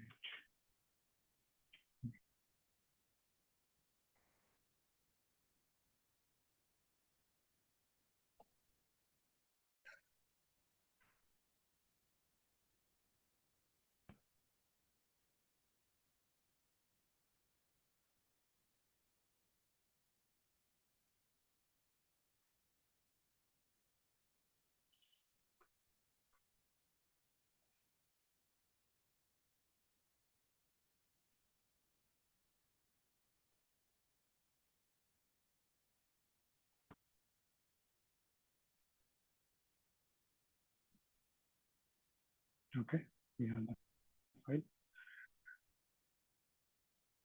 Now I have to install unzip.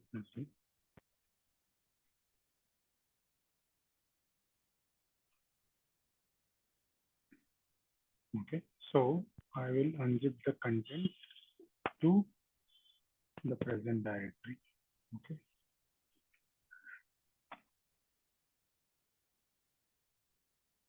So we have the application var file. We have the DB scripts that are required to create the databases, and we have Phantom.js application that will create some load for us. Okay. Now coming back to the application, we will have to install Java.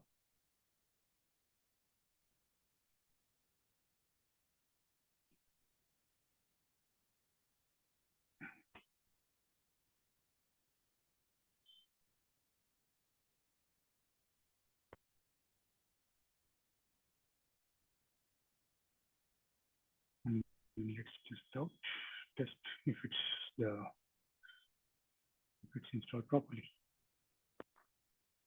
Yep. So Java is installed. Now we will go and download the MySQL. Okay. Next.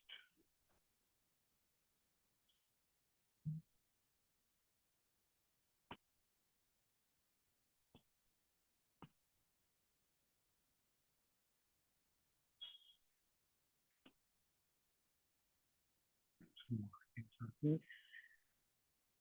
let's install this.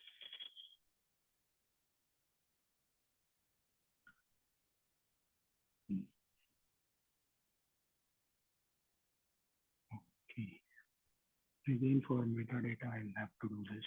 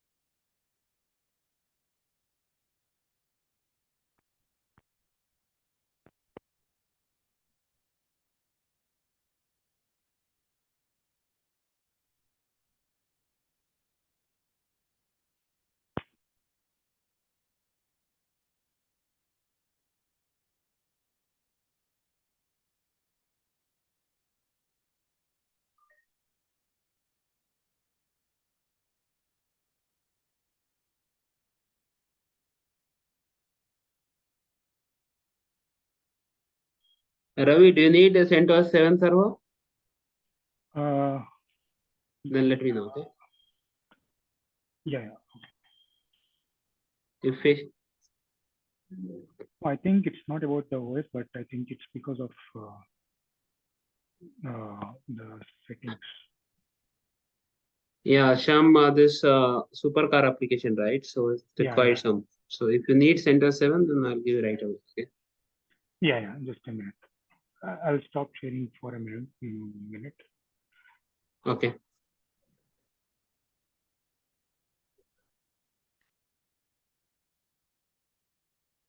Shall I spin up? Yeah, give me 1 minute. Yeah. Okay, you find it. If not, then you ping me on the chat window. So I'll give you that CentOS 7, okay? Okay. Ranjit and Susmita, how far it is going good? Yes, yes. It was good, Deepak. Okay, sure. Thank you. Only question I have it is, so in my work experience, we download the install from the started from the wizard.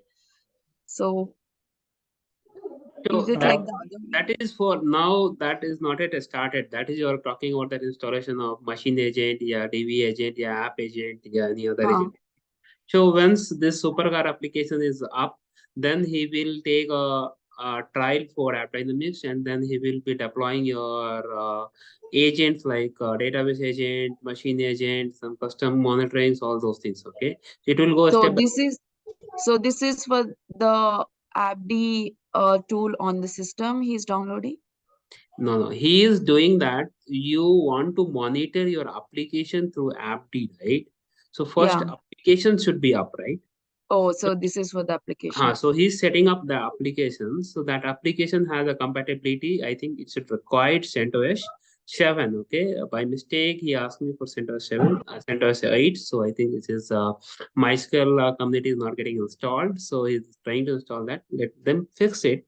If he's not, then I'll give the CentOS 7 and it will get installed. Okay. It'll hardly 10 minutes. Okay. So once Yeah, your sounds application is up, then he will do database monitoring, how you can do monitor your database, how you can monitor your machines, how you can install that agents, then you will get the data on your AppD portal, and then you can get that flow, all those things, right? So then only you can, then you do some dashboard policy, all those things, whichever you want, you can do that. Okay. Yeah, got it. Thanks. Yeah. Deepak, why don't we try to use that this one? There is another application for Dynatrace. We use like a Easy Travel, right? Easy Travel application, yeah. No, Easy Travel is not made for AppDynamics. Easy Travel is customized only for Dynatrace. So it doesn't work for this AppD? No, it does not work for AppD.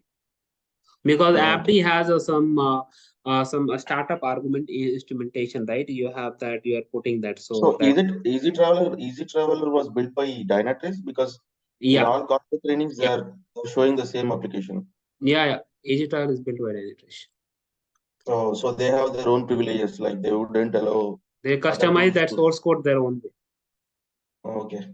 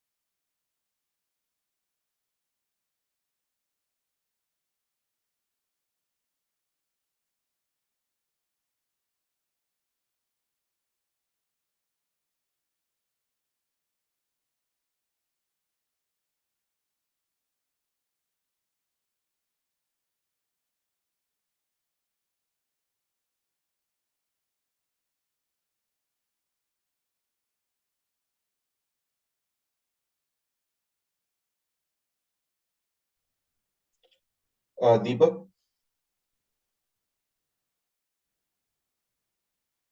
What?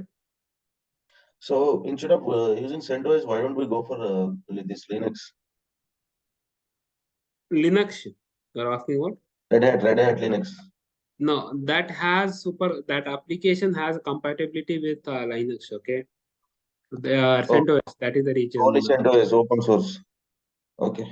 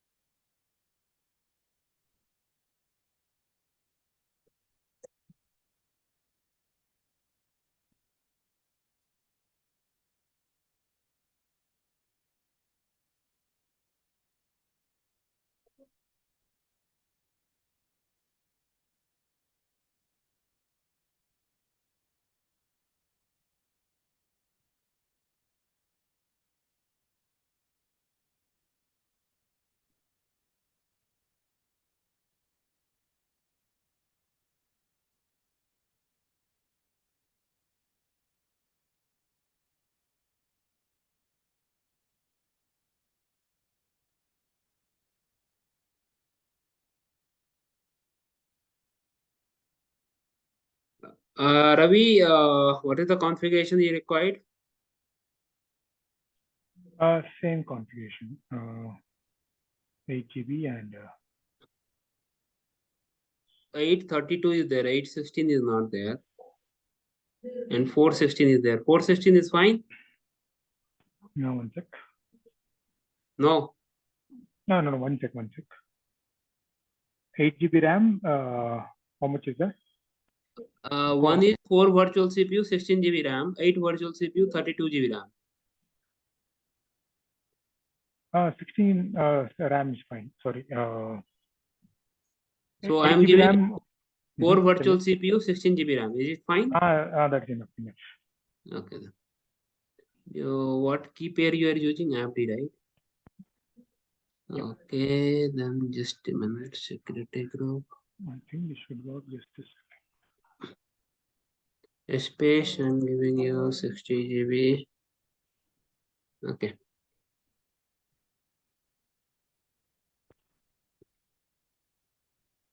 Noted down the IP. Okay.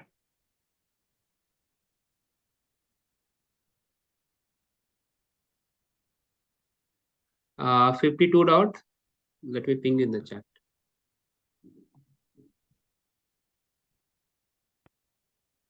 Same CentOS as a user and same PEM key you can use. Okay. Yeah. Okay. Carry on. Thank you. Yes.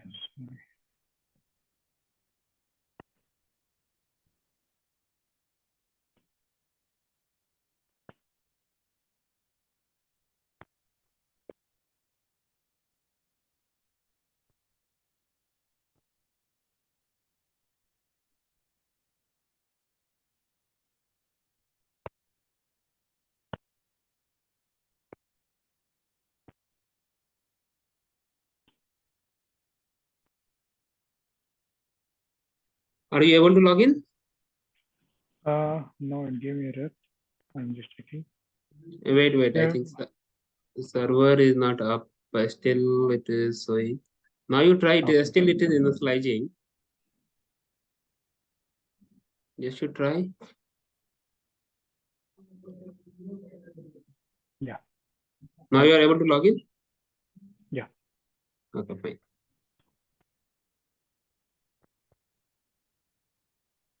So another server, shall I destroy it? Yeah, you can keep it for machine agent or something like that. Let's test it out. Otherwise, I think you can destroy it. That's fine. Machine agent also I'll install on the same server. Okay then.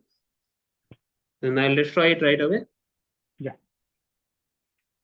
Okay. I have this. Okay, I have destroyed. Okay. I think you destroyed the recent one. Which one? The one which you created now. No. Oh shit. Both of them gone, I think. I've selected both. Sorry. Let me launch it. My bad luck.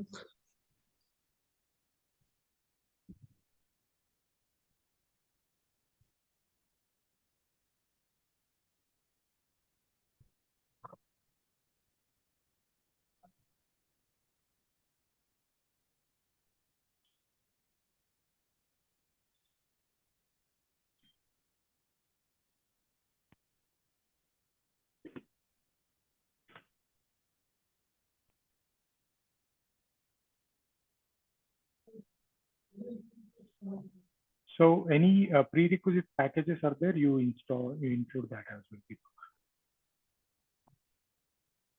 Yeah, So sure. last time I used Azure, this duplicate and all was there. Yes, you before installing, no, you should update that binaries, okay? Before doing any configuration, first you update the binary, okay? And then you do the start configuration, like whichever prerequisites you have, okay? Okay. This is your public IP. Okay.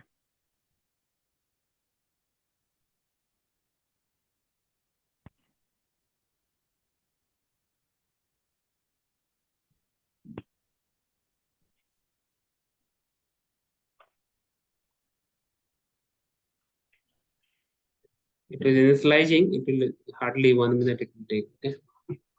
Yeah, no problem.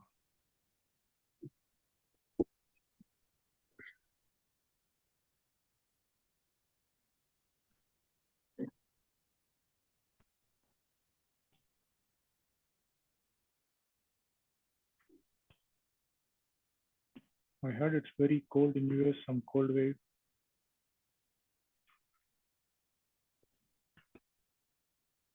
Yeah, it was in the northeast side. Okay.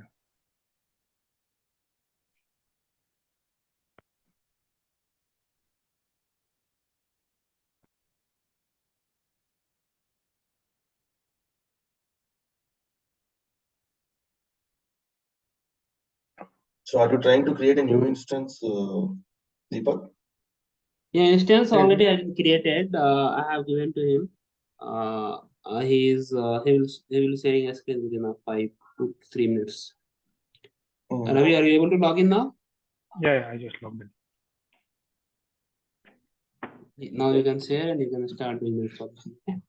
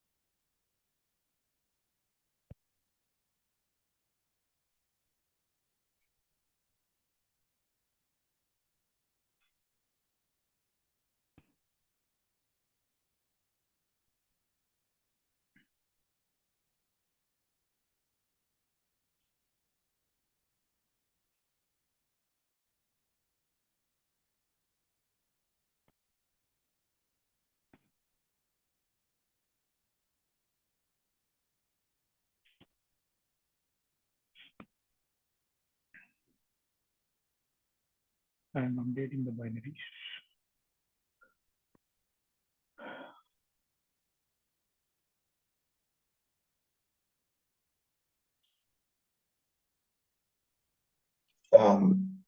Ravi, can you share your screen so that we know? Okay. Even we can try. We can try the same because the similar issue will come to us as well. Yeah, sure.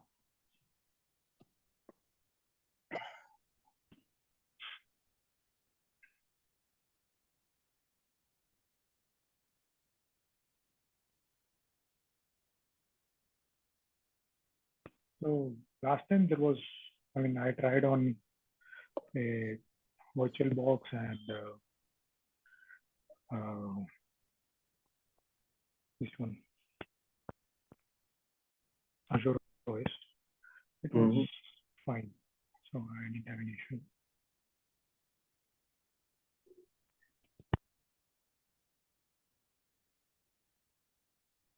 So what is the difference like with the last one and this one? No, there's no any difference from the package side, but the way the machine is built, right? So initially, the packages maybe in the Azure, some basic packages will be pre-installed, like wget or unzip. I didn't install any of them, but here in AWS, I think it's kind of a blank. Oh, so you okay? You took that from this one, Azure Cloud. Yeah, last time it was Azure Cloud. Yeah. This is AWS, I think, right? Right. Okay. But most of the in CentOS, most of the things like drivers and many of the things are almost we have to search for everything. Like we don't really get anything. No, I mean wget I didn't have to install. That I remember because I brought up like some 4-5 instances. So in all of them, it was like 10-15 minutes of installation. Okay.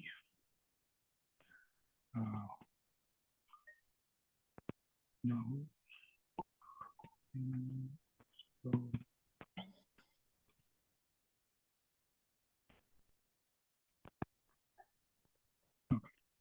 I think we have to. This binary update is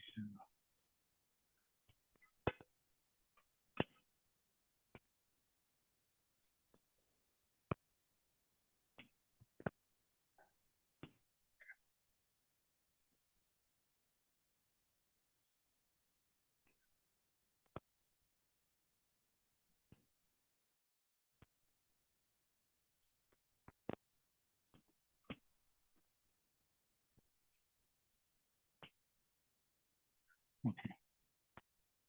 So you guys asked what did I do? So once you bring up the server, right, as Deepak mentioned, so just use this command and bringing you in the chat so that you guys will not face this issue.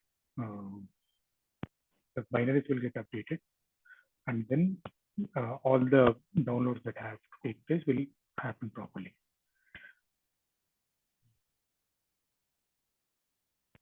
Okay.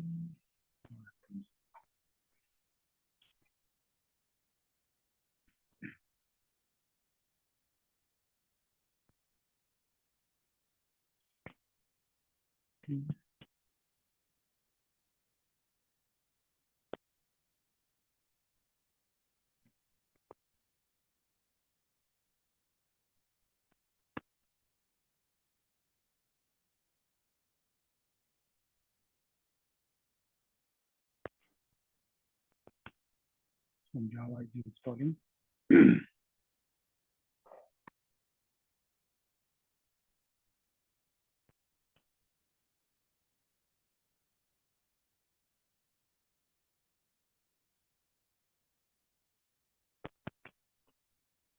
Okay, it's fine. Now let's install Magic.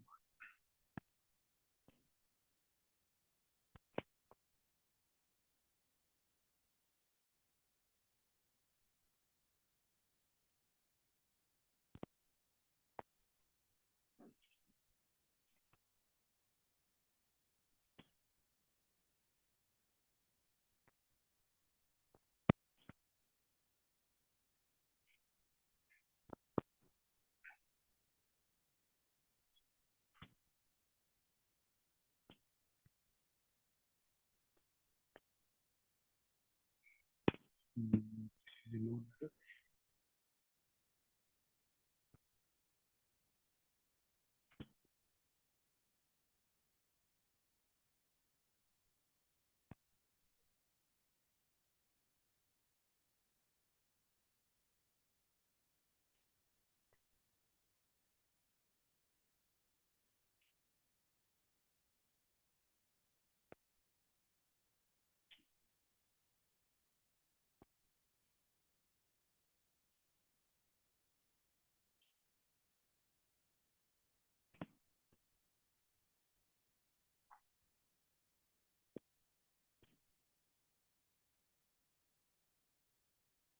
So you have to deploy this key for the MySQL installation. So I'm just opening that.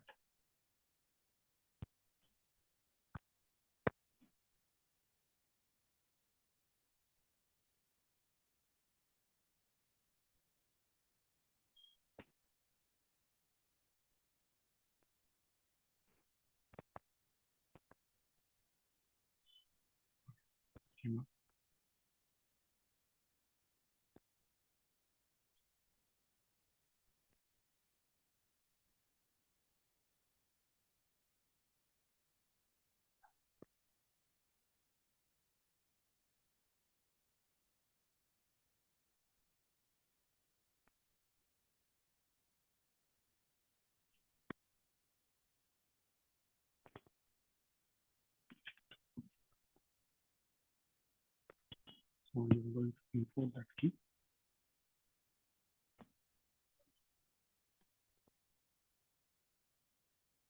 And then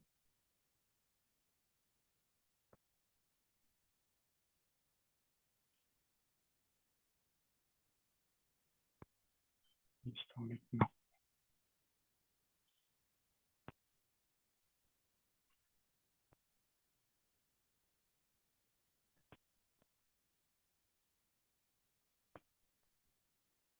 It got installed, right? MySQL? We are installing it again because the error was there. Yeah, even the supercar has an issue with CentOS 8. No, is it? That is the reason morning I asked you need CentOS 7. Yes. Yeah.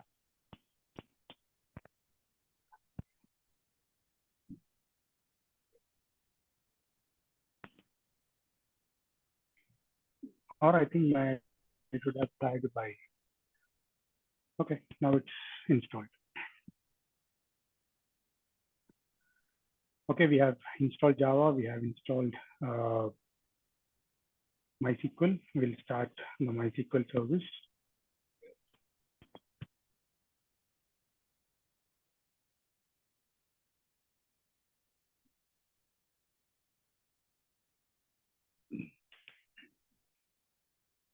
We'll see if it's started. Yes, it's active and running. Good. Now what we will do, we will set up the password.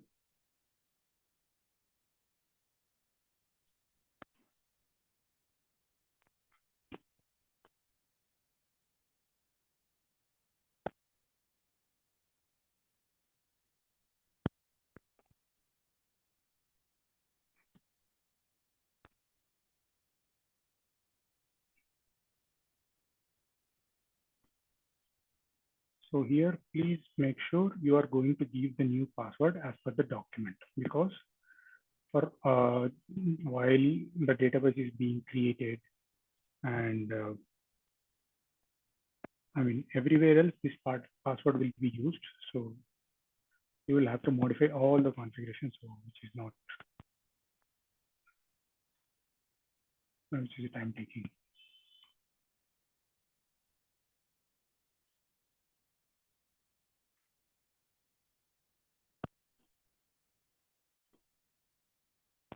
Yes. No, no, no, no.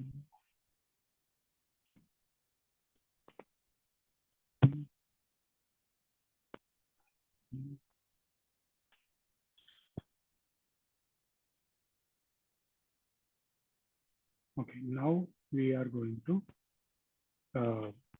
run the DB scripts, which will create the required database tables for the application. Okay, so basically, okay, that is okay. It's warning.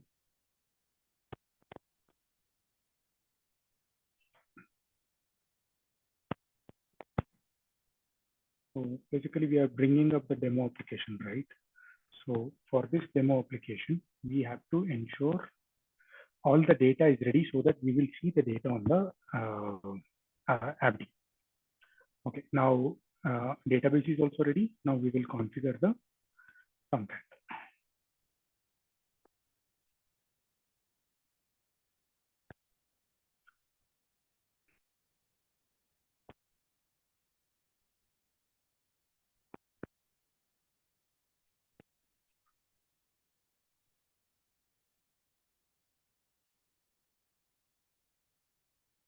I think I have to install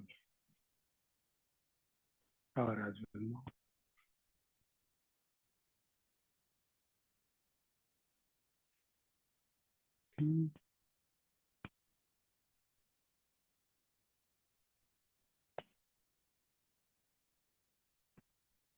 What's that? Good.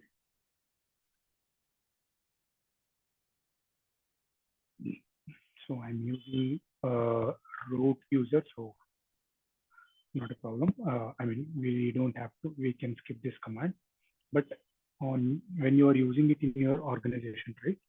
So usually there will be a user created with less privileges for the application deployments. So use that user so that that user will have the access to the directory.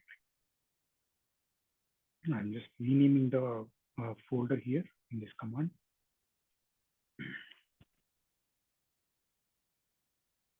Now I'm changing the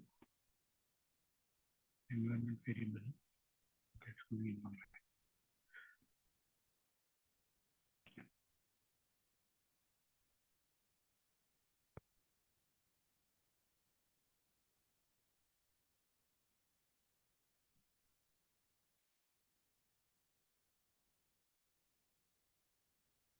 So now I can run Tomcat from anywhere. Okay, we will do some modifications to the Tomcat users.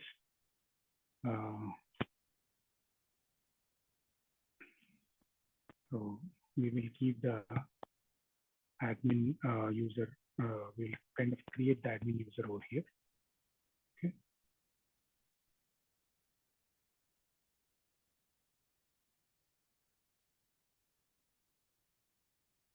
So at the end of the file, just copy paste this particular line. Okay, so here you are creating an admin username with the manager role. Okay, so whoever has to manage this particular GUI of the Tomcat, that user we are creating. Okay, and then some changes to context.xml. So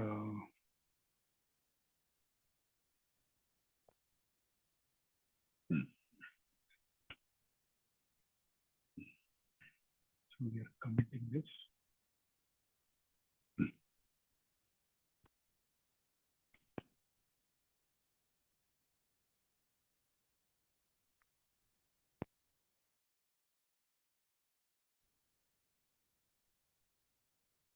Once that is done, we can, okay.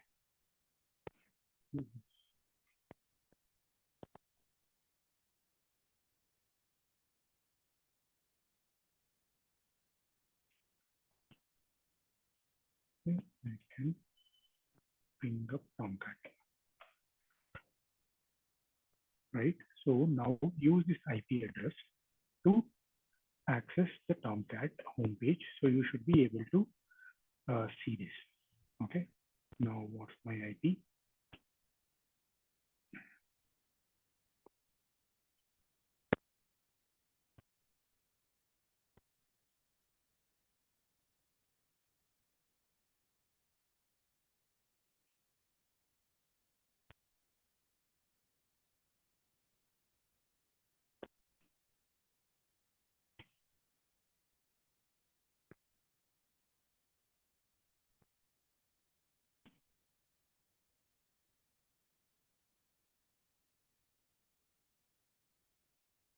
Port 8080.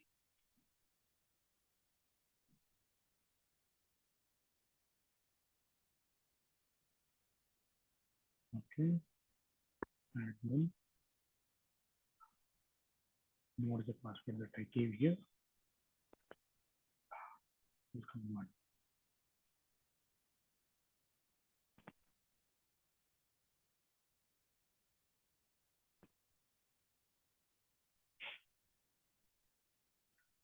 Okay, so we have deployed the Tomcat properly. The Tomcat is up. Now we will deploy our application WAR file. Okay, so what you can do, you can download this zip file on your desktop as well, and you can just upload this WAR file, the one which was there here, right? What was the lab artifacts? Okay, this application WAR file, you can directly upload from your local browser itself. Okay, so you can see the steps here. So the Phantom JS is also installed. Let's complete that and then we'll bring up our application. Yeah, we'll copy this into.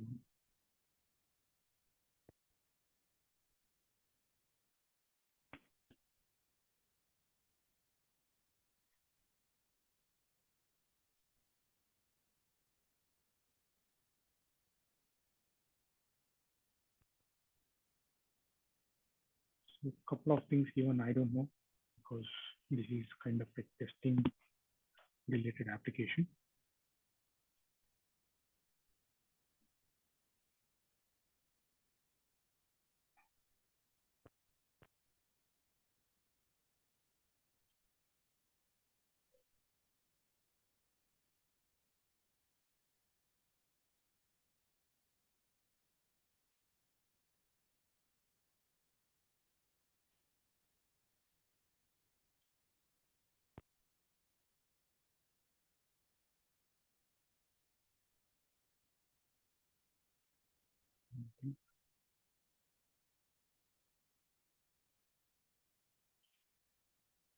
So I'm unzipping the files to local.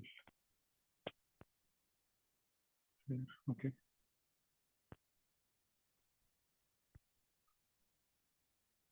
Actually, basic.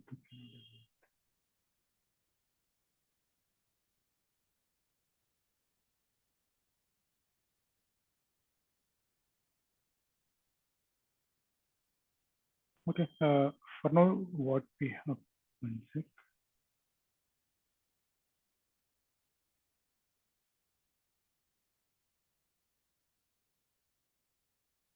Yeah, we will resolve this. Right now, we have to bring up our application, right? So let's bring it up once. Now, what are the steps?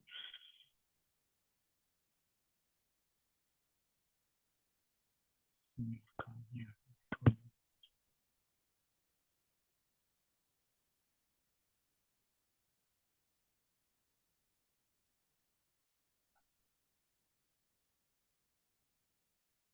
Okay, I think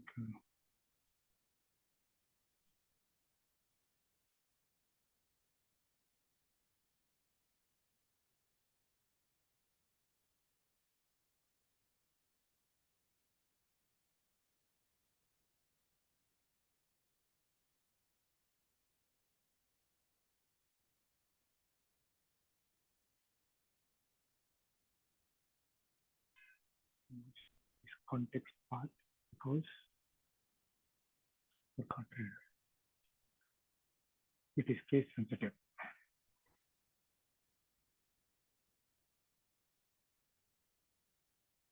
Yes.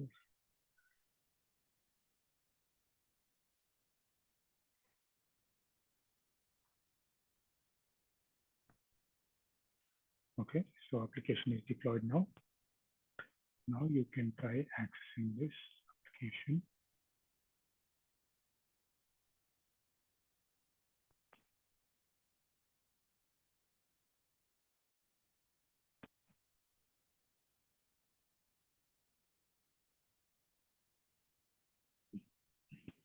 It's Supercard Trader. Same thing.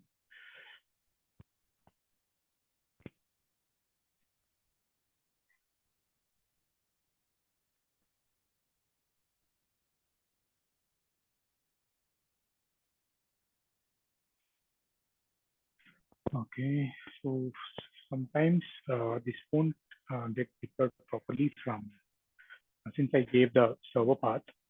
So what I'll do, I'll undeploy this. Use the Supercard Trader. Okay, I'll deploy this again.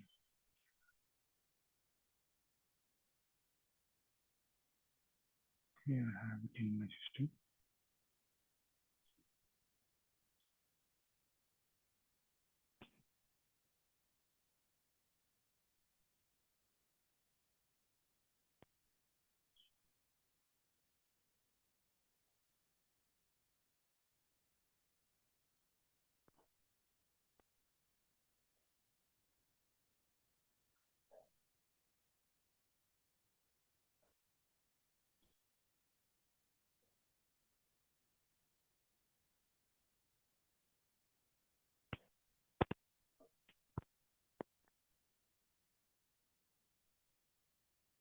Yeah, it is done.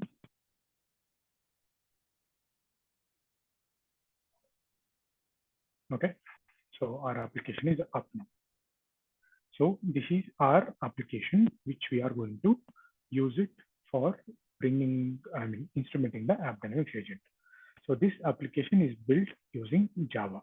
Okay, and as we saw, it is hosted on the Tomcat web server. So it is having just some basic functionalities, couple of web pages basically, I can say, and you can search for a particular car, okay, and it will give some details, and you can inquire if there are any sellers for that or something like that. And okay, so all these things will be captured and you can also post your supercar to sell it. Okay, so these are the couple of pages that are available.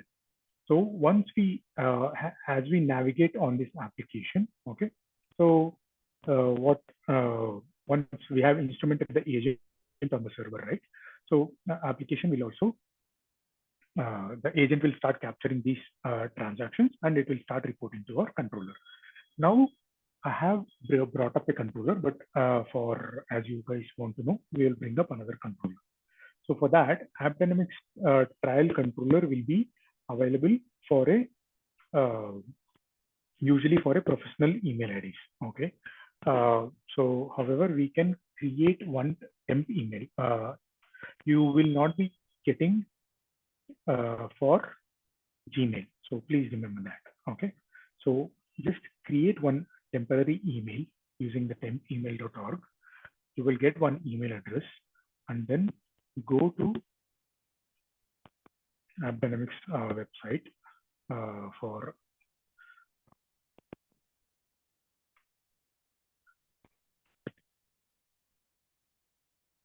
okay, you will get this start a free trial.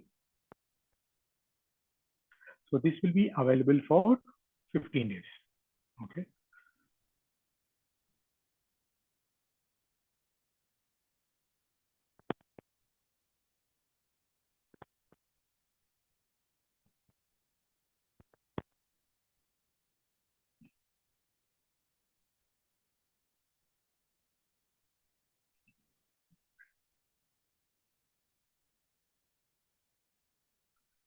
Mine was also something similar.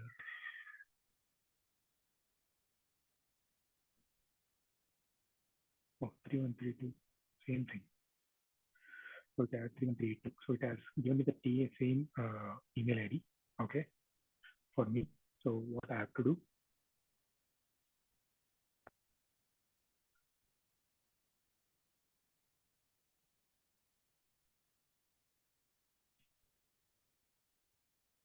Okay, here you have to give all your details. Why it's happening? I have already logged in here, so that's why it is showing like this.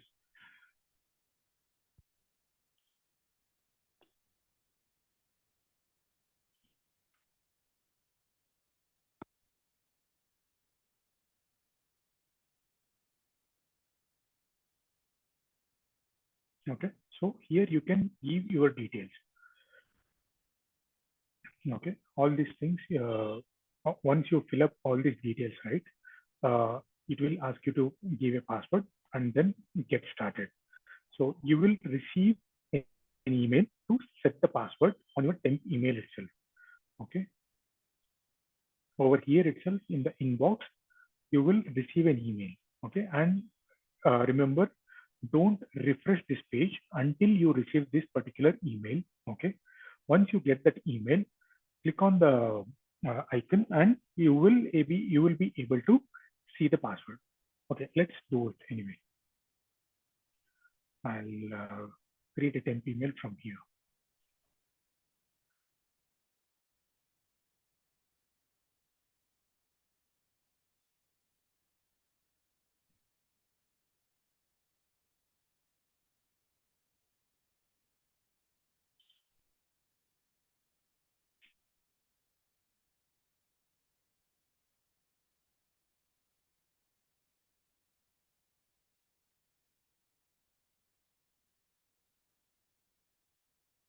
Okay, I will just give you some details.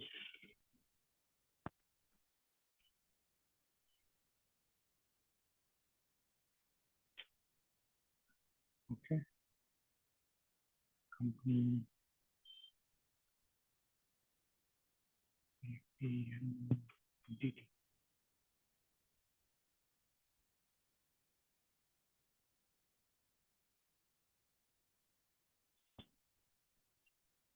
The good thing is there won't be a verification for your password.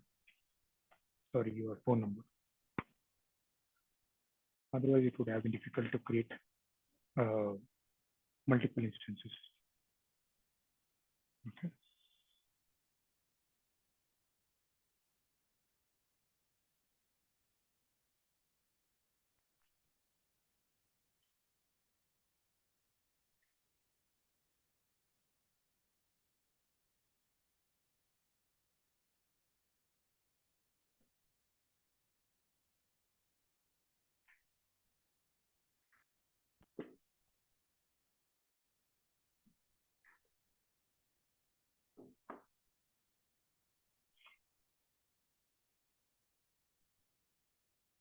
Guys, any queries? We installed Java, we installed the complete application, Java, Tomcat, MySQL, and we have installed our app. I mean, we have brought up a temporary application as well. Okay, so just have this handy. If you guys want, you can use this.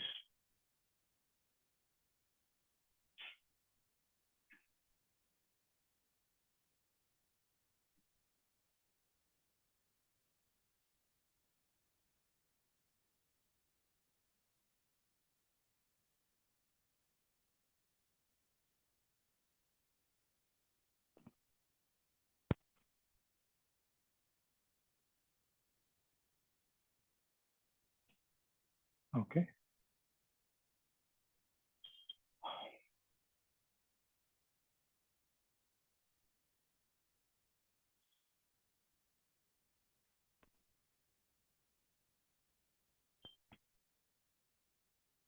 So as this opens, I will also open the website where you are going to download the agents. So there are two ways.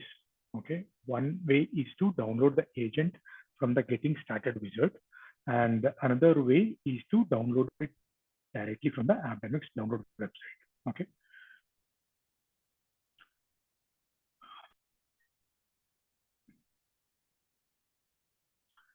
Okay, so we have created our trial version. Okay, and this is our home page of the AppDynamics screen. Okay, what I'll do, I'll go ahead and create users for you guys as well, so that you can, if you want, you can play around, but don't do any changes as such.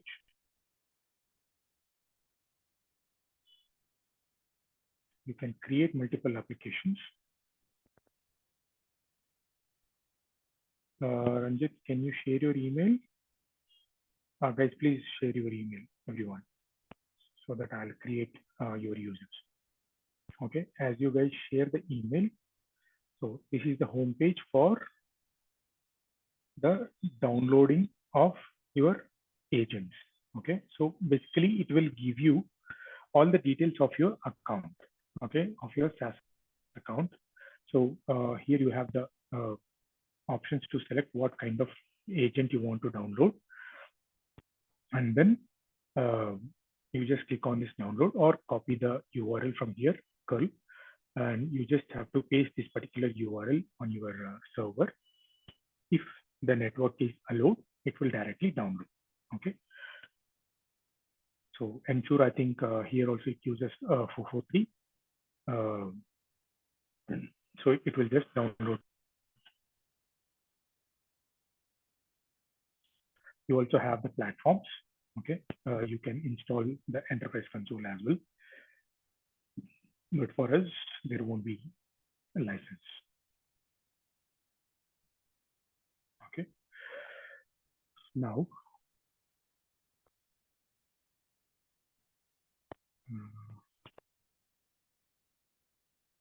okay. So Ravi, one quick question here. Yep.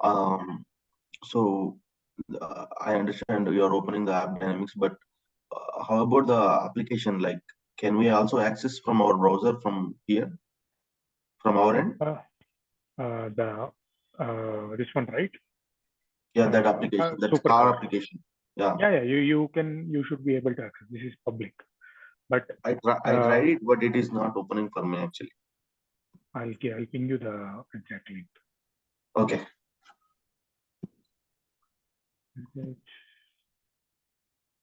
in here, right?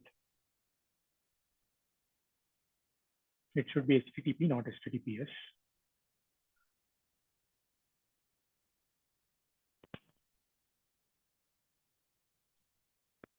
So there are two Deepaks, right, in this call. And Deepak Kumar and Devanshu. If you guys need access, just ping me your email IDs. Okay.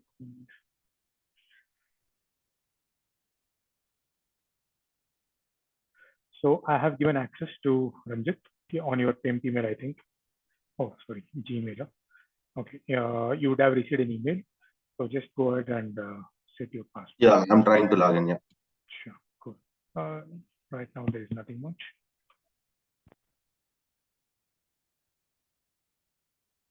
I have given you admin role privileges. Okay.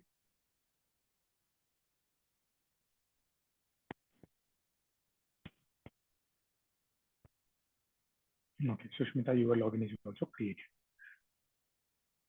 Okay, I'll just go ahead and create our supercar application with just an application name. So you guys can also go ahead and create any number of applications, but the only thing is you will not be able to, since the agents are limited, right? Since the license is limited, it allows only 5 agents to report. Okay, so in our application, 5 JVMs will come up, and they will be all the 5 licenses will be utilized for the supercar application itself. So if you want, you can go ahead and create another trial and just use that, but there won't be any traffic from the application perspective.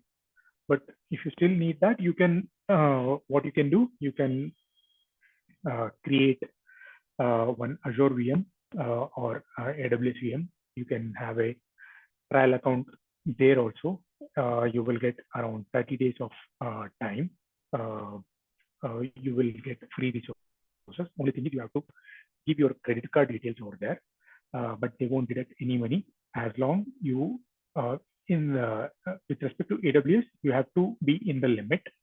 Okay, with respect to Azure, it will give you 30 days and it will give you limited resources. So after 30 days, only if you click on pay as you go, only after that it will deduct the amount from your credit card. Otherwise, it will deduct only 2 rupees or something. And I think even that will be given back or something. So it's a good way to start off if you want to bring up your own EC2 instance or Azure VM. Okay. So I have just created a blank application. Okay. So once this is created, okay. So I told you about getting started wizard, right? Okay. So from here, you can download the agent. Okay. Though the difference I'll tell you. So from getting started wizard, if you are going to download the agent, you can give the configuration details directly over here itself. Otherwise, if you're downloading the agent from here, the configuration will be empty. Okay. So when you are, I will share you this documentation of how you have to configure the agent, right? So when you are downloading any agent, okay, whether it can be Java agent, .NET agent, or machine agent.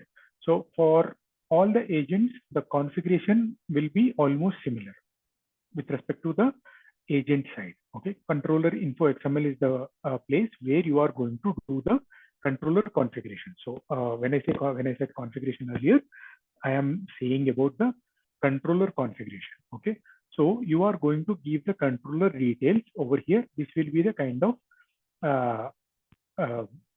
same way for all the agents. So what you are going to give, you are going to give the controller host details, the port. So this is with respect to the on-prem. In case of SaaS, it will be 443, and SSL enabled will be true. And you are going to give the application name that you have created, the tier name that you would like to give, and the node name. So node name can be usually the IP address of your host, or if you have multiple VMs, you can give the functionality with -01, tier name -0102 or something like that you can give. So please remember, node name has to be unique in all the cases. Okay. Then account name, where will you get the account name? Once you go to your controller, right? Okay, in the account, the URL. So this will be your account name. Usually, this will be your company name. So for example, if you're working for SAP, they prefer to give sap.sas.appdynamics.com. So I mean, whatever SAP asks to give, that will be that is how the URL will be created. So this will be the account name, and another field will be access key. Once you go to the accounts.appdynamics.com downloads, in the account overview, here you will be able to find the access key. Okay. So if you, okay, so this is your access key. Otherwise, there is also another way of getting it. You go to your controller, add a license, account. Here also you have this access key. Okay. So these are the two ways to get the details for your configuration. Okay. So these configurations will remain same. These minimum details. These are all the minimum details. Even in case of machine agent, if you are not giving application name, tier name, or node name, these 5 attributes are kind of compulsory because they tell what controller it has to be reported to. Okay. So for that controller, you are going to give the host name of your controller, which needs to be, where this agent has to report to, and the port and SSL enable, account name, and the access key. Once you give these details, and then you are going to do other configurations with respect to your agent. So for Java agent, you have to do the startup line arguments. In case of machine agent, you just have to bring up your agent. So in case of .NET agent, I think it will kind of automatically, you just have to install it using that MSI installer. So these will remain, this controller info.xml steps will remain same. After that, it will, configuring the agent to bring up will only that will change. I think with respect to Dynatrace, it's a one agent where it will support all the kind of Ravi, technologies. so just a question, like so when we are trying to access it, the account name, it's asking for account name, so that is this one, right? The Cato. Correct. I think that Castro. Correct. Yeah. Okay. You're right. Okay. So this is how we are going to instrument our Java agent. So I think we will continue this by tomorrow. Today we have brought up our application and we have brought up the controller. Tomorrow we will instrument this Java application, okay, and we will apply some load traffic on the website, okay. We will use this website and we will also put some load using the Phantom.js application, okay, and then we will be able to see the traffic on the supercar application that we have brought up. Yeah. In the meanwhile, Ravi, can you send that document to Sure. us? Yeah. At least till today, whatever you have shown us. Just I'll send all the documents. Okay. Hi Ravi, I'm trying to access the app. When I log in with the account and I give my email and I'm going to give the password, it says that it can't recognize it. So I think you, for the very first time, you launch it from your email. You click the link from your email. Okay. Don't use the URL which I have shared. Okay. So once I create the user, right? So it will send a kind of verification email to your email ID. So once you click on that, then it will ask you to set the password. Okay. Yeah, will do. Okay. So, okay, Divanshu has created his user ID. I'll create your account as well, Divanshu.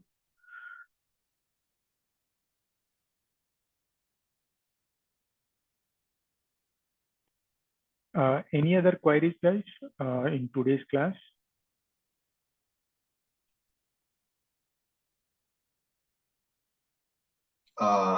As of now, nothing. But if you can share that document, since we went very quick, you can go through it again.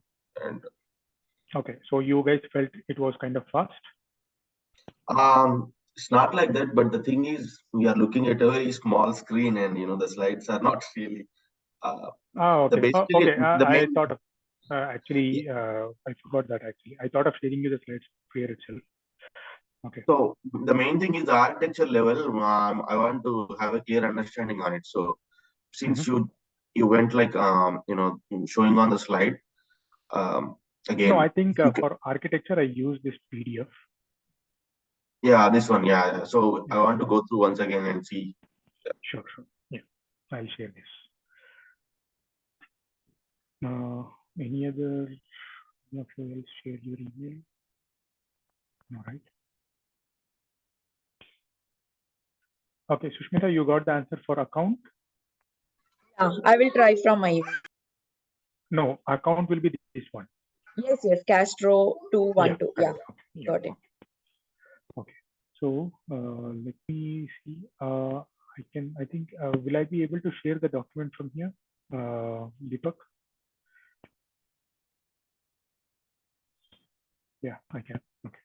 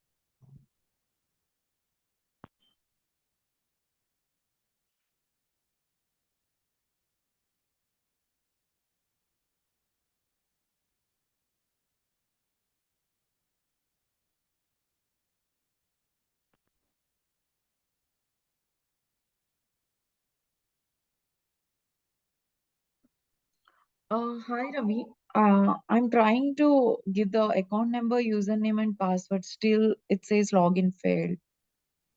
Can you share your screen? Yeah.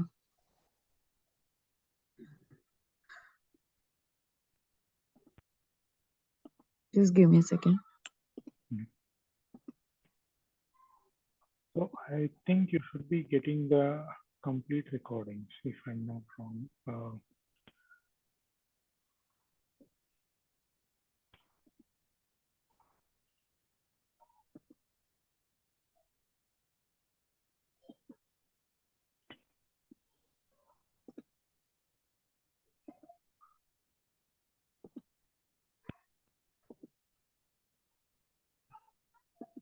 Ravi, in the meanwhile, like we have to for tomorrow's class. In the meanwhile, can we go and do some transactions like this application? Generate some traffic. I'll have to configure the agent for that. Yeah. Right.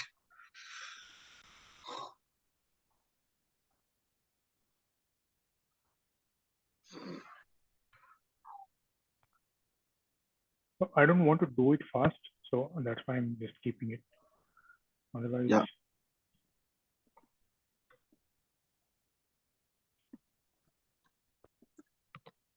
I have architecture document. Let me share that.